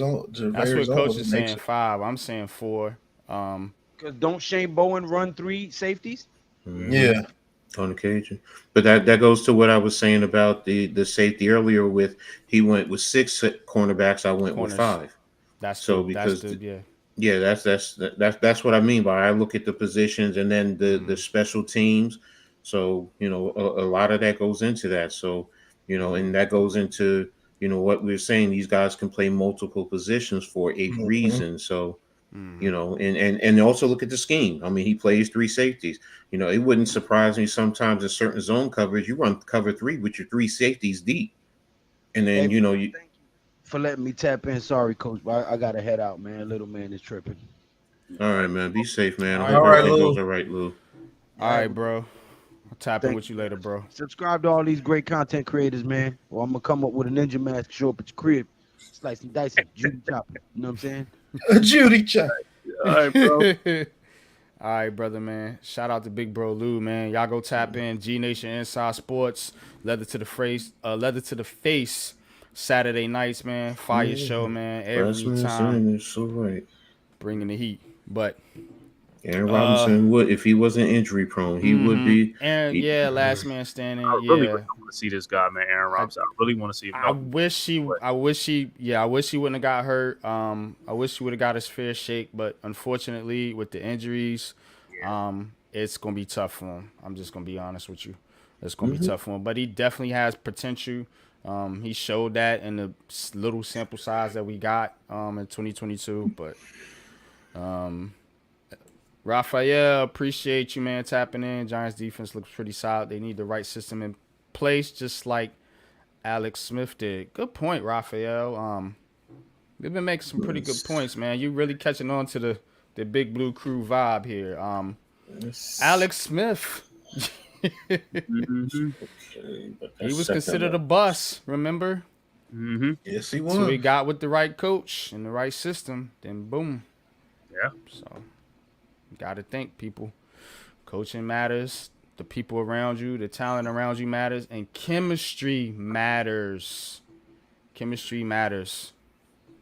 Definitely. It's also You know a what I little mean? bit of luck too. Sometimes luck Mhm. plays a big factor. Yep. Yeah. Yep. We Sometimes the had one of ball the bounces luckiest your way. plays in Super Bowl history. You know, Mhm. stuck to the man's helmet like these sticky notes I be having. You know what I'm Facts. saying? Crazy, man. That's a good one. That's a good That's one. exactly how it was too. Stuck right to his fucking helmet. Yeah, bro. I can't hold you. That shit was lucky as hell. Who said David wasn't the right coach? No, Dable it's a lot of isn't. people on Twitter saying that because I'm they talking about here. Who said? I'm assuming he's asking or saying that because someone here said that. No, he's talking about Alex Comment, probably. I don't know. I mean, Rob, Oh no, they do need the right coach and the right system in place, man. But it's not just Dable. It's what we're talking about here. A little bulldozer is the offensive line and the pieces around said quarterback, man. Because again, you know, it's not just the coaching, it's not just the quarterback. I mean, it's everything, man. We're doing a 53-man roster projection. You know what I'm saying? It's the whole team. It's the whole team, and that's what we're saying. You know what I'm saying? I think Dable has his flaws, but I do think he's a good coach. You know, I was very critical of Brian Dable last year, but you know, I haven't given up on him. I definitely haven't given up. it was because the way it was looking, and it did. Yeah, I'm it not looked gonna funky. lie, it did look a little funky for some weeks. like they were sabotaging the season because he's like, That's exactly what I was saying. Shit, I Right. don't hold no punches, bro. If I see some bullshit, I'm gonna call it out. You know what I mean? But you know, cooler heads prevail as time goes along. You know, and I kind of seen why they was doing some of the shit they was doing because they ain't had no choice. That line, if that line ain't blocking, like it's hard to run your playbook. You know, Can't run your playbook. I was watching good show Netflix, the receiver show on Netflix. Go check that out. You know, Giants, they got Hard Knocks, but that's different. Coach, this might be a little something more up your alley, the receiver show. But they were showing the 49ers and Debo Samuel. And when Debo Samuel went out for them 3 games last year, that team, and they were saying it on the show, they was like, Debo's such a part of our offense. Like, we got to change our whole playbook because he does so much out there. And it's like, they were bottled up, bro. Like, the 49ers was losing one player, man. Remember, they lost like 3-4 games. They lost in a row 3 when in a that row. happened. But they lost Trent Williams too. They lost Trent Williams too, the top left. That tackle. obviously that played a part of it. We know that, but the focus was on the receivers, man. And they was just saying as far as their playbook is concerned. You know what I'm saying? That's what I was alluding to. The way Dable was calling plays would look stupid. But when you're so many of your pieces are missing, you can't do but so much on the field because you got so many of your pieces missing and you're relying on backups to fill those starter roles. You know what? You're what I right. mean? You're right in that regard. But I'm going to be honest with you. That's every team. There's always somebody, even the sorriest team. There's one person that, you know what, they do the work of sometimes 3 guys. So, you know, that's just football to me. For me, that's how I look at it. Like, you know, yeah, all right, you lose that. How do you adjust? What do you do? You know, what players do you know, as a coach, you should be going into thinking about that. You know what? You don't want to lose said player, but do we have XYZ guys to fill? You know, to be able to do certain things that this player does, whether it's 2 guys, whether it's 3 guys, you know, and I get it. I understand. Yeah, you're right. You know, and I sometimes I forget. I look at things different than everyone. So I just, you know what? That's football to me. It's Yeah, we no, all go. we're saying the same thing, Coach. I was just alluding to the fact of how losing certain players can change the playbook Yes. and make a team look completely different. Because remember, that 49ers team they were scoring 30, they were blowing the doors off of teams like them first 4 or 5 weeks. And then when they lost Debo Samuel and then like Man-Cave said, Trent Williams, it looked so much different. It looks so much different. But people don't look at the Giants like that. They No. just think, you know what I'm saying, the Giants just supposed to show up and just kick ass, you know what I'm saying, despite having these myriad of injuries, despite going through constant change and turnover and different things like that, you know. So that's where me as a fan, I have to take a step back sometime and be like, yeah, it looks stupid. Shit's pissing me off, but why? Why is this happening? What's That's what going I on always here? say. You That's know what I'm what saying? I say. Find out the why. Because when Mhm. you find out the why, you understand a whole lot more. Yeah. Exactly. So it just goes to show how, you know, losing some of your top players can affect, like Coach said, any team, even as good as the 49ers were, you know, even as good as the Chiefs were. You seen how they looked first few weeks without Travis Kelce. So I mean, you guys gotta really look at that. You know what I'm saying? When you comparing these teams, and that's all I hear on Twitter. If he's on the Chiefs, what would he do? If he was on the Philadelphia Eagles, what would he do? What do them teams do when they lose their starting offensive lineman and their Right. number one receiver, and they look like ass, like Philly did last year when they lost AJ Brown? They're But about ready to we find don't out know what this we year. talking about over here. We're Know what I'm gonna saying? find out this year when they lose, since they lost Kelsey. Yeah, Yeah, let's see don't how touch that affects their offensive line. I don't think it's gonna kill their offensive line, but it's definitely gonna look different. Ex- Mhm. Exactly, Pat. You know, certain teams are going to attack the middle of the offensive line. If you break the middle of an offensive line, you breaking the offense. Yeah. You just do, because it forces them to now force everything to the inside, and you can't do certain things that you want to do trying to get to the outside blockers. So that's why I'm so interested to see what they do in terms of replacing Kelsey, because and then guess what? What was their biggest thing, their biggest weapon that they used? The tush push. And it was because of Kelsey. Do they still do that now? And how effective will they be, you know, in replacing him? So, If but they that's lose, another story. That's another if, story. if Coach, nah, man, it's a good conversation. And it's relevant to the Giants anytime we talk about the NFC East. If they lose that play and they can't effectively run that tush push, they ain't gonna be that good. I'm gonna be honest with you, because they pick up so many first downs, so many touchdowns off Keeps the that tush chains push. moving, keeps the Keeps the clock, chains keeps the moving. It changes defense the way out they there. do their offense too. Exactly. If I'm Dexter Lawrence, I'm saying to him, I want that center.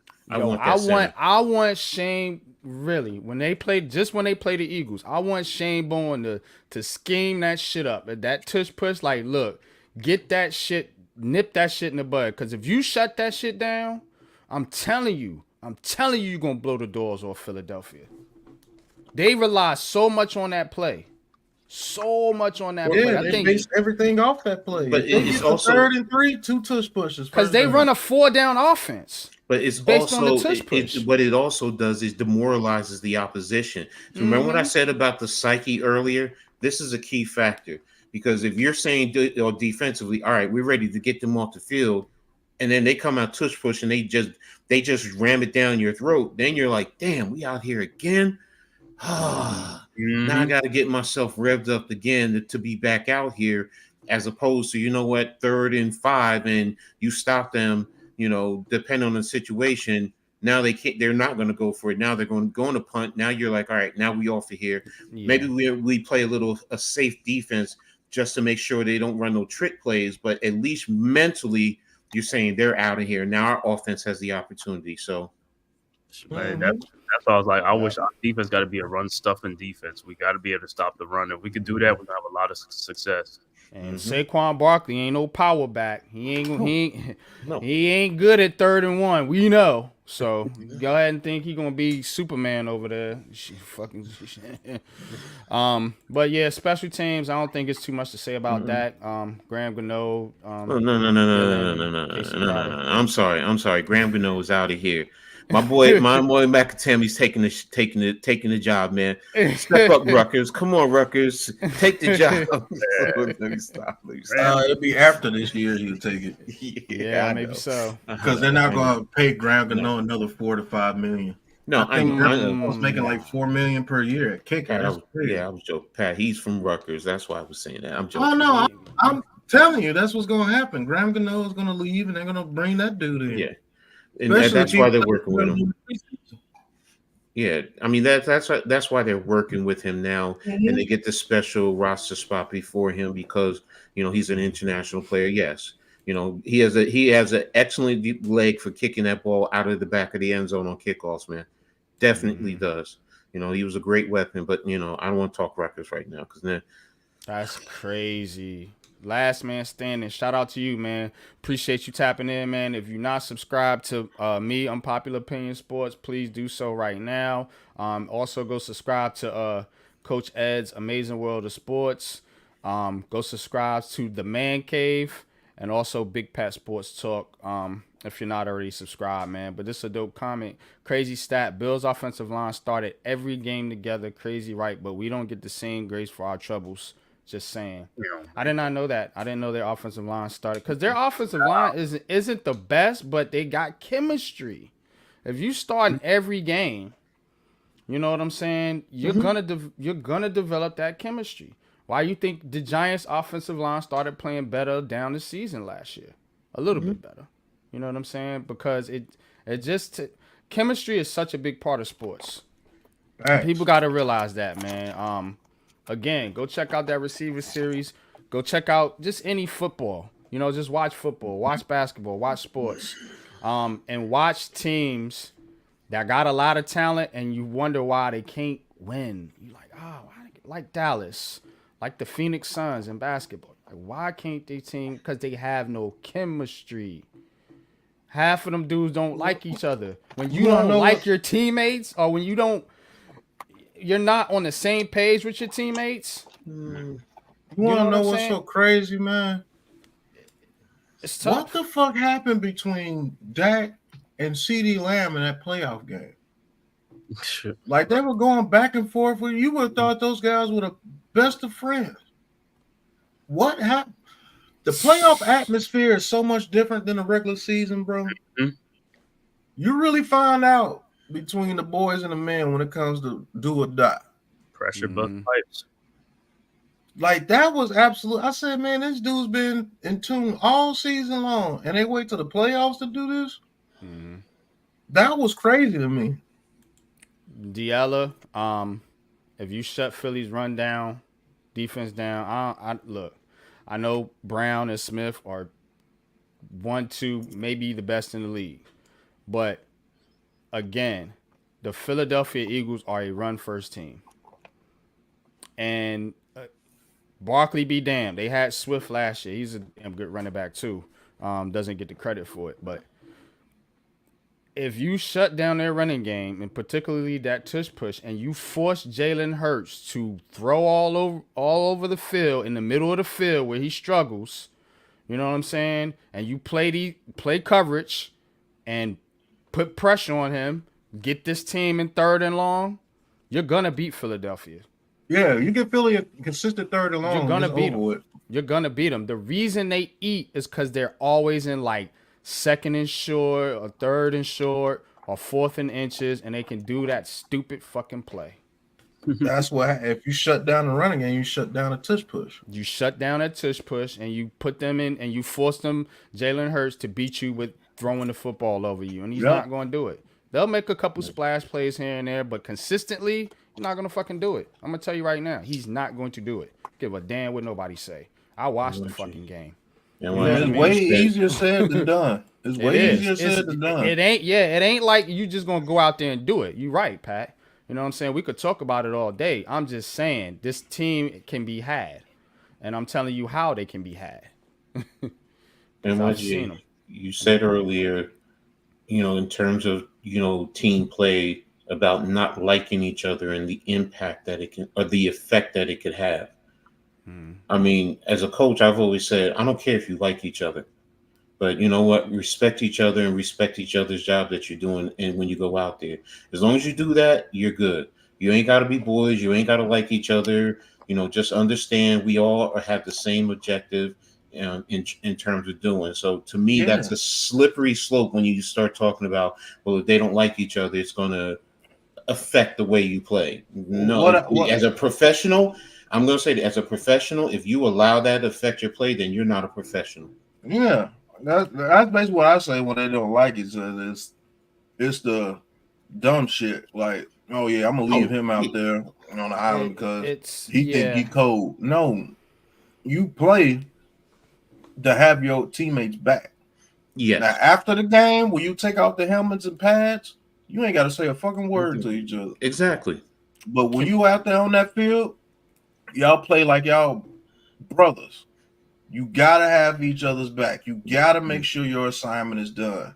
You gotta make sure that you're there to do your part, or none of this works. Yeah. And that Jerry Rice didn't talk to many people off the field like that. I think the only relationship he really had was Joe Montana, Steve Young, and a couple of those offensive linemen. Other than that, Jerry Rice. Look, I'm gonna be real with you. I think Jerry Rice was one of the biggest assholes to play in the NFL. Look, y'all. Let me clarify again. When what I'm talking about is not a buddy situation. To where it's like, oh yeah, you know, we all go out to the cookout after the game. No, I know a lot of players don't get down like that. You know what I'm saying? What I'm talking about is chemistry in a sense of being on the same page with your teammates. You know what I'm saying? And if you're not bought in and you're not on the same page with your teammates, shit don't work. You know what I'm saying? Shit does not work. And then that causes friction in the locker room. And then you start having these comments and things coming out where players are picking at one another. You know what I'm saying? And that shit starts to seep through the locker room and into the media. And now you have major issues. You know, so again, every 53 men, period, ain't gonna like each other. You know what I'm saying? We all got differences. I get it. But at the same time, you have to have guys that can play above that shit. Respect. And a lot of teams don't.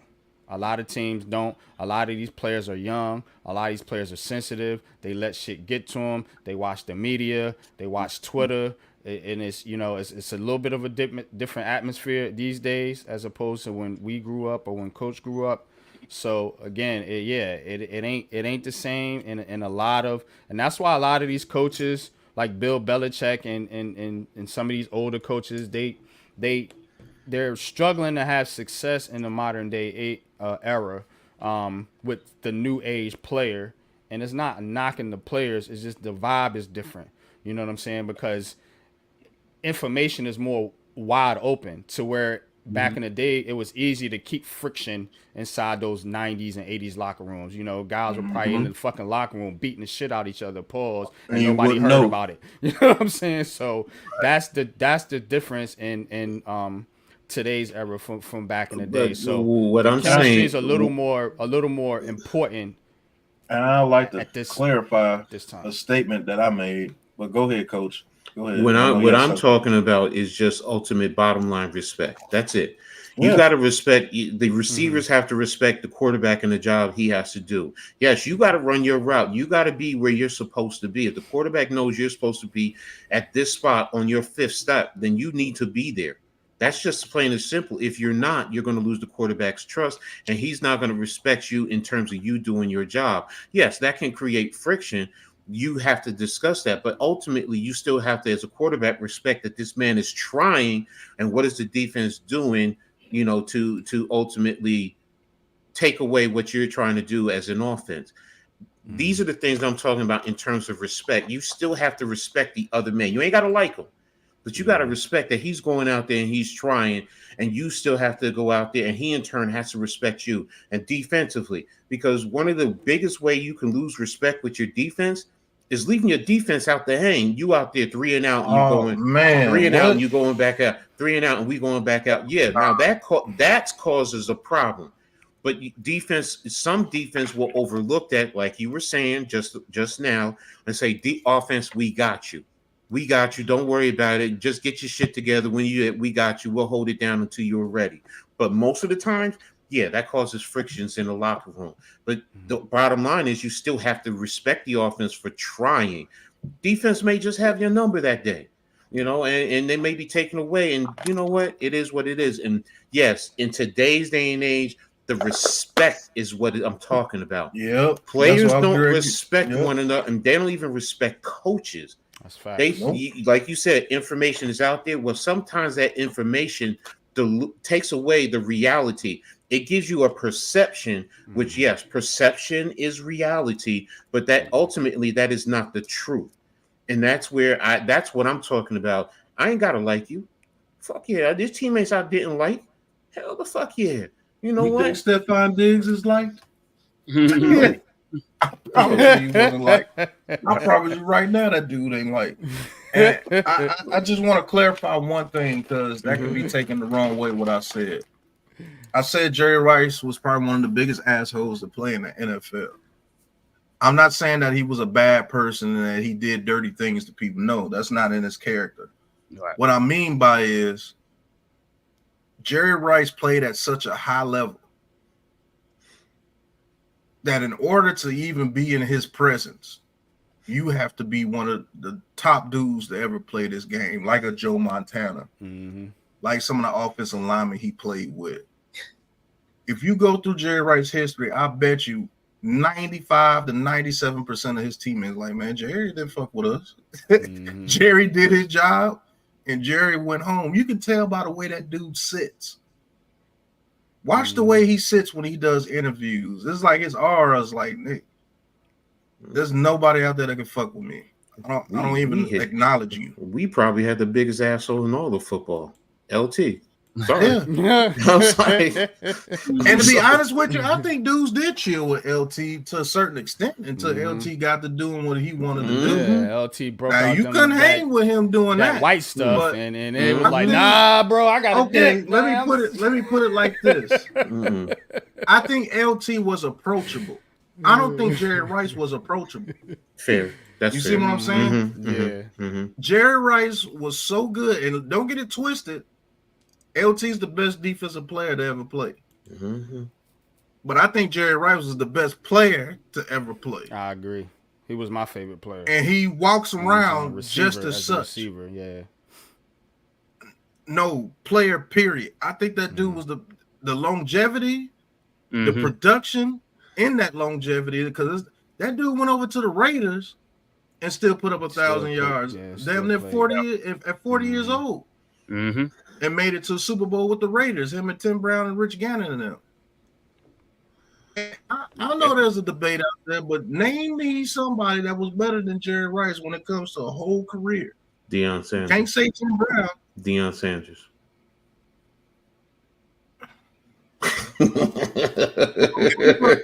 From sports.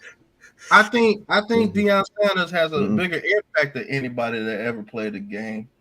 If you just thinking about the wow factor, because the greatest person that had the greatest impact was Lawrence Taylor. He changed the way you had to play the game. That's a fact. He changed the way you had to play the game. This is the reason why people use double teams on edges now is because of him. It's like, we can stop this dude. Somebody gonna have to go over there and help. And he still got in there most of the time. So if you want to say that, I think the biggest impact is LT as far as the game. Now, as far as revenue and notoriety, and don't get it twisted, Deion Sanders is probably top 5 all time as well. Deion brought that. But as far as the greatest player, I think it's Jerry Rice, man. I look at Deion because Deion also, don't forget, Deion also did play wide receiver. He did go over there and he did do his thing. When we're sitting now, you're saying the word player, so that's why I'm looking at. Looking at everything. Total player, total player. I'm looking at him now, and Deion did it at all 3 phases, including special teams.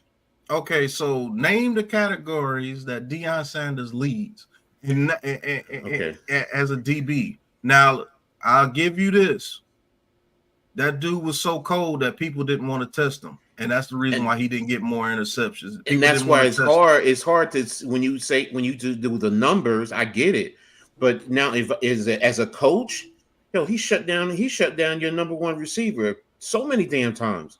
He was so cold that he didn't even have to go in the huddle. They just say, go out there and guard him. That's what they did. He's the definition of plaster.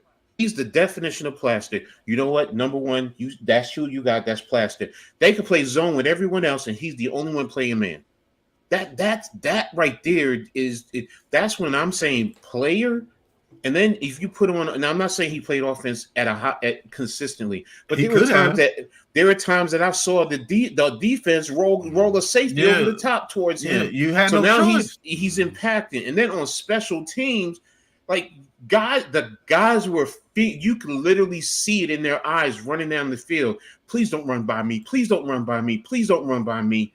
You could, and that's the thing. It's like, I get what you're saying about Jerry Rice. Yes. And I'm not discrediting anything. But when you say total player, I'm looking at everything. I can't expect Jerry Rice to go. This is how I compare Deion and Jerry Rice. And not to be too long-winded. Mm-hmm. Nah, you got it. Y'all got about 10 more minutes, and then I'm shutting it down. Jerry Rice dominated in the 80s, the 90s, and part of the 2000s. That's true. That's damn fucking true. He dominated for decades. He dominated for damn near 20-something years. Dominated. Different decades. Yeah, that's tough. With different rosters. With 3 different quarterbacks. Went to a Super Bowl with 3 different quarterbacks as the main focus. 2 different teams. Facts. I think he's the main reason why Steve Young is in the Hall of Fame, to be honest with you. Mm-hmm. Yeah. And he went to a team where he was 40 years old with the Raiders, and they went to a Super Bowl with Rich Gannon. Now, Deion Sanders. Here's where you can have a point with Deion Sanders. Deion Sanders changed the game when it came to special teams, in my eyes. Because he was Devin Hester before Devin Hester. And not only did he play offense a little bit, that dude was a threat to score on defense, which is hard. Him and Rob Woodson, the greatest I've ever seen do that. Mm-hmm. And Deion shut down half your field. I don't care who your number one receiver was. He had no fear going against anybody, not even Jerry Rice, because he got the best of Jerry Rice a lot of times too. Let's keep it real. He did. Mm-hmm. This is the only man I know that went up to Jerry Rice and tried to shake his hand. And Jerry Rice wasn't trying to have none of it. And Jerry Rice needed him to come to the 49ers to beat the Cowboys. Let's keep it real. Because once Deion went to the Cowboys won another Super Bowl, because it was really between those 2 teams for about 4 years. And they couldn't beat the Cowboys in the championship game until they got Deion. And then they beat them, and then Deion left to go with the Cowboys, and the 49ers went back to get beat by the Cowboys again. So I understand where coach is coming from, and I'm not saying Jerry Rice is just 3 levels above Deion. No, they're right there. Him, LT, and Deion, I got them 1A, 1B, 1C, if you want to call it. But I do believe, based on longevity, that dude, Jerry Rice, man, that dude's career is crazy. I don't think any of his records will ever be touched. For one, Calvin Johnson retired too early, and AB lost his mind. Those are the only 2 guys that I've seen that could have had a chance. I think AB would have done it if he didn't lose his mind. But man, that dude's records are gonna be there forever. I don't see nobody do. That dude went like 21 years strong. That's crazy. That is crazy. And that dude can still run to this day. I don't know what that man had inside of him, bro. But that dude, it was like, man, that dude, he's slow, but then when he catches the ball, it's like he runs a 4-1. Like nobody could catch him. Yeah.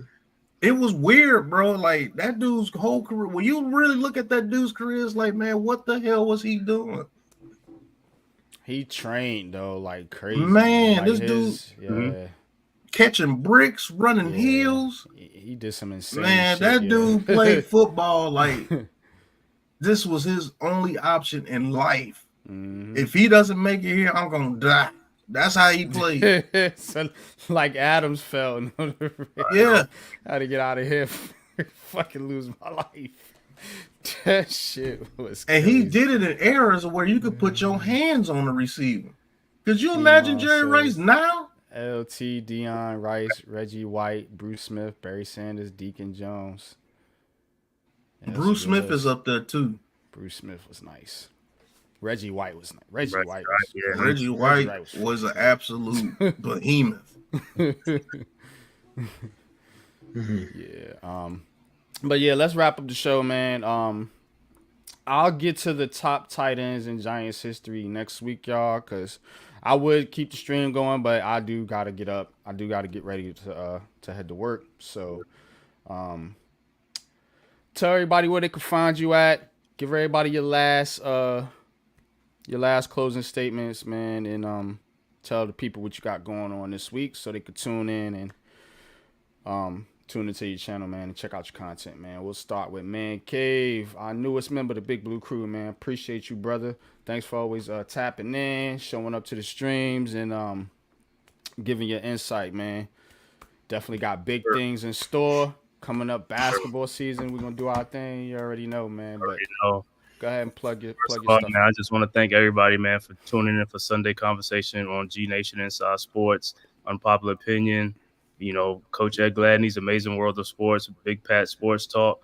Man, yo, if you need it, basketball, football, baseball, hey, we got you, man. You know what I'm saying? Big Blue Crew Sports Network. That's what we're here for, bro. Man, you can find me at the Man-Cave Podcast on YouTube and Twitter. I don't know what's going on with Twitter, but you know what I'm saying? You can find me at the Man-Cave _SGod. You know what I'm saying? So it's all good. But yeah, this week is going to be a little bit hectic. I probably got to do some traveling and stuff, so I ain't going to do too much, but I'll be tapping in with my brothers and stuff like that on their shows and things like that. You know what I'm saying? But then after that, it'll be on. Yeah. Coach, what you got going on this week, man? I know you got a whole lineup of shows, man. Tell the people, man, where they can find you at, man, so they can tap into your awesome content, brother. Before I even do that, this statement I'm going to say is not a sports only, but some people really need to get a life. And I posted this on my Twitter page, so I'm just reading it from my Twitter page. Some people really need to get a life. You know, some statements that are being made are not intended to be malicious. Some of the statements that are made are for discussion and debate purposes, like we do here.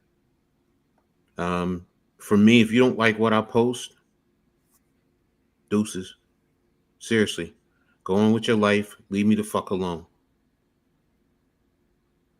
And it's just that simple, man. You know, some people take shit way too far, man. We're in a day and age right now where the level of toxicity is way too extreme, man. Mm-hmm. And sometimes we need to, you know what? Fuck it. Get you a blunt and smoke and go chill. Find you your significant other. Go get your groove on or something, man.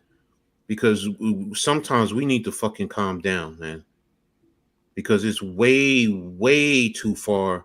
And some people take some shit that people post on social media personal, and it's not even personal to them, or whatever the case may be, man. Go love your families, man. Go tell your moms, your dads, your children, your wives, your husbands, your boyfriend, your girlfriend, whoever. Go tell them you love them. Give them a hug. Go be with them, man. Seriously, man, because this shit, it concerns me. And sometimes I'm like, yo, fuck it, man. I'm ready to go pick up some weapons and go walk around standing right behind my granddaughter because it worries me, man. And I know I'm being extreme with that, but that's how I feel. Some of y'all really got to seriously check yourselves and stop taking shit that people say. Like, we argue and debate, but we don't take it personal, man, because we know it's all love. And y'all let social media take you to another level, man. And it's just sad, man. It's just sad. And no, this doesn't have to deal with Trump and the political agenda. So no, I'm not talking about that. So before anybody, you know what? If some people say it's stage, some people say it's not. Whatever, and we could debate it, but that's not what I'm saying. What I'm saying is not about that. It's about life. Yeah, that's a fact, Coach. So now getting back to where I'm going to be at, Twitter, you can get me at SkyspOppa72, SKYSPOPPA 72. Fate on Instagram is Don't Sweat the Technique, DA Technique, like Rakim said. That's my Instagram. And on YouTube is Coach Ed Gladney's Amazing World of Sports. I'll be pretty much streaming every day, Monday, Wednesday, Friday. Coach Ed's Reading Attack Sports Show live, 7 o'clock on Mondays and Wednesdays, 6 o'clock on Fridays. Tuesdays with my brother NYG sitting right next to me. We do Heart of the City, 8:30-ish, 8:30, 9 o'clock. So we cover a lot in there. Wednesday, I do also the Pick and Roll podcast where we talk about the basketball, the NBA. Thursdays, I do the Full Court Press talking about the WNBA. And on Saturdays, the Halftime Coaching Adjustment Show. We're two old farts, me and Philly Halftime. We talk sports, but we also talk about life, man. We don't just talk about sports. Whatever, technology, love, life, family, whatever. It just brings a different perspective from two older guys to people who, whether it's one person or a million people who want to hear a different perspective. We've talked about, gaming. We've talked about families, relationships. So, NYG's been on there. He'll tell you, it's a great thing that we are to do. So absolutely. I'm trying to keep it busy. And then, Sundays I'm right here. So that's it, man. Right, man. Facts, man. Wise words spoken as always, Coach, man. Definitely love and appreciate everything you do, man. Pat, man, tell them what you got going on this week, man. Tell them where they can find you at. Yeah, first and foremost, I gotta go off what Coach was talking about. And second, Lou said Jerry Rice was a descendant from people who hunted gazelles on foot. That's what it's like. For real. That dude, I don't know what that dude did in his career. And you want to know what's even more amazing? I'm sorry. There's been nothing about PEDs in his whole career. And he's been retired for over 20 years. Yeah. There's nothing ever came up about PEDs or anything. That dude's a legend, bro. But to go off what Coach was saying a little bit, yeah, people do need to get a life, man. Like, there's some things that's been said on Twitter. I know if they said in my face, you know what time it is. So I'm telling you. And you know what makes you so mad is that these dudes wouldn't say it to your grill. Because most people that will actually say some stuff like that to your grill, they're not on Twitter saying anything. They don't have to be. They already know they like that. Yeah. They don't take time to do things like that. Like, I've never took time to be a hater on anybody or troll on anybody because I'm too busy working on making myself better, getting things done for people I love and the things done and reaching goals for myself. So y'all do need to get you need a, what do you say on above the rim? You need a role model. So, it's like you need a role model. Like, for real. But you know where you can catch me at, man. New York Giants Full Access right here on Big Pat Sports Talk. Catch me on Wednesdays live.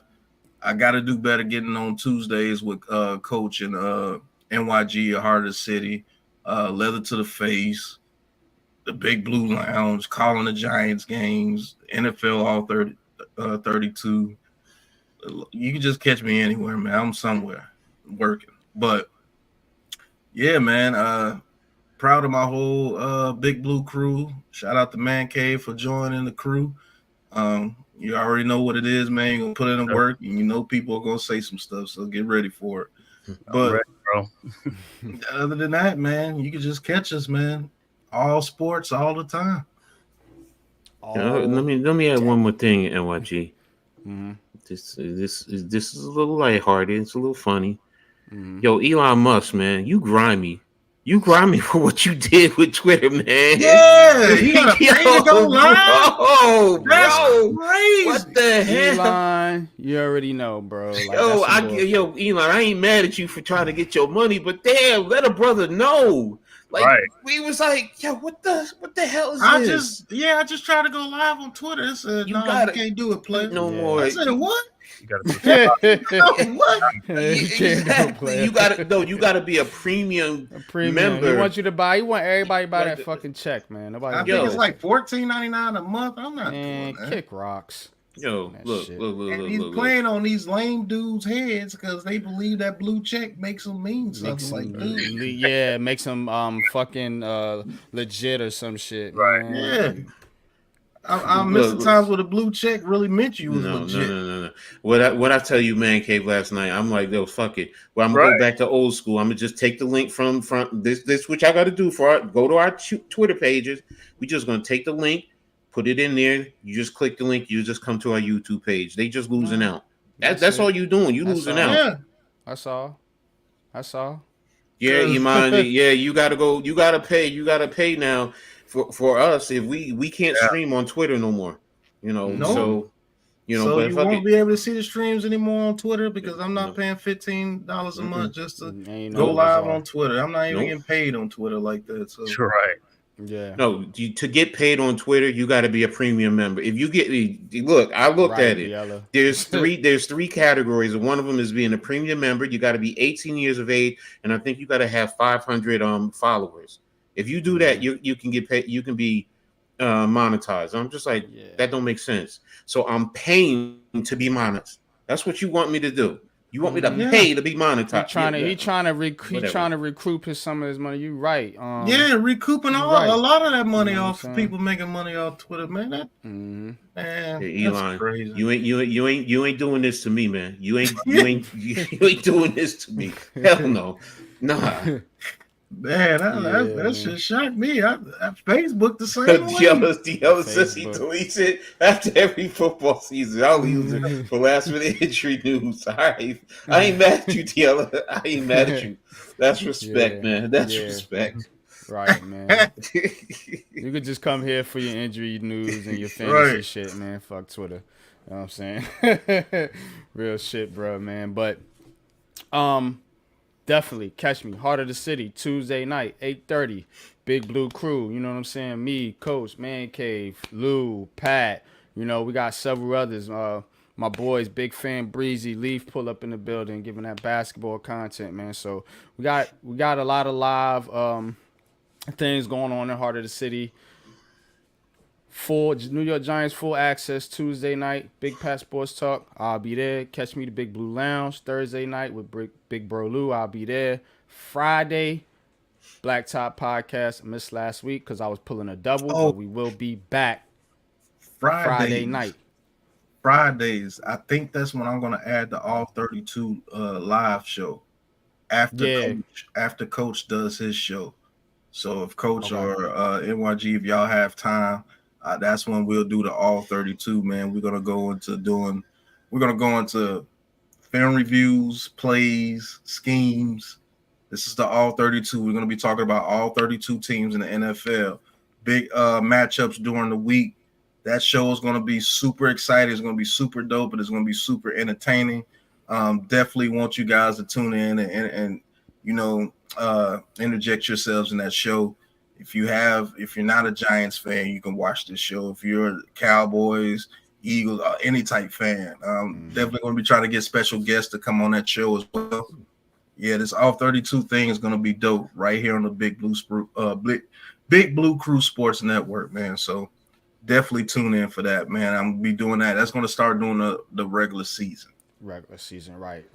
So, Saturday, we got Leather to the Face. Sunday, man, right back here for Giants Conversation. I am the pregame show. I do call the morning games. Dope show. Yeah, man, appreciate you, man. I do call the morning games too, man, as well as the afternoon games and the evening games with Pat and Lou. So we got you covered, man, here, man. I'm glad Pat plugged that in because this season we're going to be opening our content up to all fans. It's not just going to be Giants fans no more. We love you Giants fans, and you always going to have Giants full access and New York Giants conversation, but Big Blue Crew will be tapping in not just on football, but in basketball, baseball, and other sports, and we're going to be talking about all teams, man, this coming season, man. So definitely appreciate y'all. What in the hell, bro? I'm What? really about to put you in the gulag, man. I gotta go to work, my nigga. I just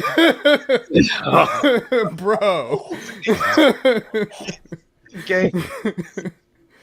Go ahead. Man, I thought you had something to do. Get out of Yeah, here. bro. Now he's stopping me from doing what the fuck I gotta do. Control little man was tripping. I got Come him. on. All right, now.